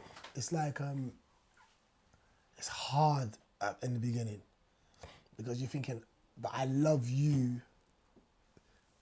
This is what I would do for you. Yeah, But I have to learn that everyone's capacity is different. absolutely. You know, not everybody can run 1,500 meters. Got So sprinters, got 800 meters, but not everybody can do 1,500. And they help you in different ways, right? And blessings are, I've got to help someone that I've done nothing for, because damn sure someone that I've done nothing for has got something for me. And that's another testimony that I can give you 1,000 stories of that experience of how blessings work. And that's when I understood the person doesn't have the capacity to do the same thing for me. I shouldn't be doing it because I think I'm going to get the same thing back. He's going to bless me in another way. It might be a conversation. It might be financial. It might be a contact. But don't expect people to give you what you gave them. Yeah? True though. Don't look for that, because when someone that you've done nothing for gives you something, that's when you're going to understand where it come from. Big facts. Right, we're almost done. Quick fire. One word answers and we're done, yeah? Thank you for your patience. First joke you ever told on stage. Well, that's not one word, but yeah. Where's all the Nigerians at? And they went, boop, boop, boop, boop, boop. And I was like, yeah, you lot are idiots, I'm Ghanaian. Jesus, man went for the jugular in the first 5 That was seconds. the first thing I ever said on stage. And the place went crazy. And I was like, I love this. I'm not going to ask you about the rice, which one's better, because... You can ask me. Okay, so what rice is better, bro? Ghanaian, obviously. There you go. Funniest comedian alive right now? Tony Roberts. One comedian you paid to see live? Eddie Murphy. Hardest part about being funny for a living? People don't let you turn it off. Worst heckle you've ever got?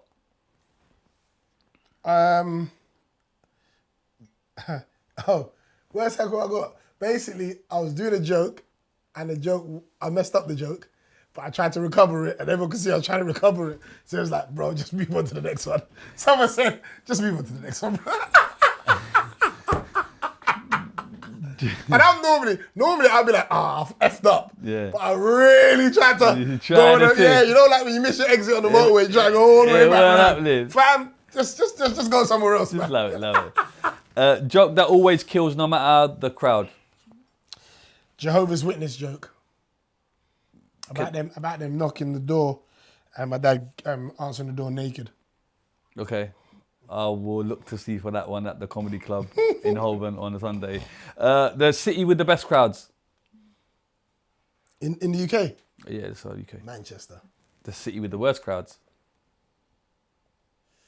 It's the worst crowd. Yeah. You complete the London, man. Yeah, what are you saying? London shit, man hate. London, look, do you know what it is? Too stush, innit? London's like Hollywood, man. You're performing in front of famous people. Right, Like, do you know what I mean? The fans in London got fans. right. Do you know what I mean? I So, hear you. UK or US comedy scene, who's winning right now? America.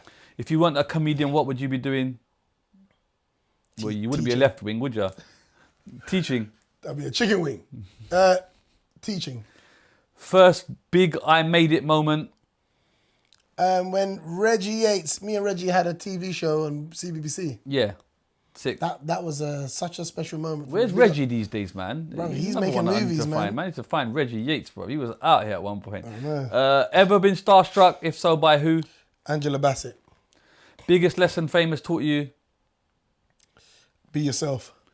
Most underrated comedian in the UK? Underrated comedian in the UK. Mm-hmm. Underrated comedian in the UK. Underrated. Babatunde. One thing one thing the comedy industry needs to fix? Better promoters. Best piece of advice Kevin Hart ever gave you? Keep your circle close and make it hard to get in. The moment you realised comedy could change your life? When somebody paid me for the first time. They said they gave me 15 quid and I lost my mind. I didn't know you can make good money from comedy. What motivates you when you want to quit? People that stop me in the street. Your proudest achievement so far? I'm starting my comedy night at Corks. Which project are you most excited about? The sitcom, the app, or the book? Sitcom. If Netflix gave you a blank check, what show would you make? The sitcom. Sitcom. Dream guest on your No Strings podcast, Jay-Z. Yep. If you could open for anyone in the world, who would it be? You can't say Dave. I would like to open for Jay-Z. Who makes you laugh the most off stage? My friend Uncle. Go-to food after a show? After a show. Probably McDonald's. Funniest thing your kid has ever said to you? He said I'm not funny. That humbled you real quick. He said, I said, what do you want to do? I said, do you want to do what daddy does? He goes, no, that's silly. What's one thing people would be surprised to learn about you? That I'm a very caring individual. Yeah? Finish the sentence. Kojo Anim is... the safest bet you will ever make. And just my last question is, you've been talking about Jay-Z a lot. What are the 3 best Jay-Z songs? Because you seem to bring him up a lot. You might as well have that out there. Song Cry. That's a cold one, isn't it? Song Cry is cold. He's thinking, what's Song Cry, man? Oh God. Otis. Yeah? Swear. I like Jay-Z and Otis. Yeah. Yeah, that song motivated me at the time. You know, songs have special Checkpoints meanings. in Yeah. life, 100%. And what's the other one I'd say? I like the one that he did with Jermaine Dupri. I can't remember. Money Ain't the Thing. Money and Thing. Yeah, I like in the that. Ferrari Jaguar before. That is, I believe everything. Is there anything else you would like to say, sir? Yeah, man. I really like your podcast. Very kind of you. Keep doing what you're doing. I'm here to support in any way that I can. Very kind. And this will be one of many that I'm sure we hook up. You're welcome you back. You got to come on my one. I would love to. It would be my honor. Come back anytime you want. Doors always open. Thank you. Put me in that WhatsApp group with there. the you get me. Listen, lovely to meet you, man. First time ever. You come across very humble. You dropped numerous gems. Trust me, bro. You come across super humble, man. And long may it continue. And you know what I like? Nice things happen to nice people. And I can see you come across as a lovely individual, nice person. So it warrants what I'm seeing for you. So long may that continue, sir. Thank you, my brother. God bless you always, man. You too, man. That's the legend. That is Mr. Kojo. We out. Peace.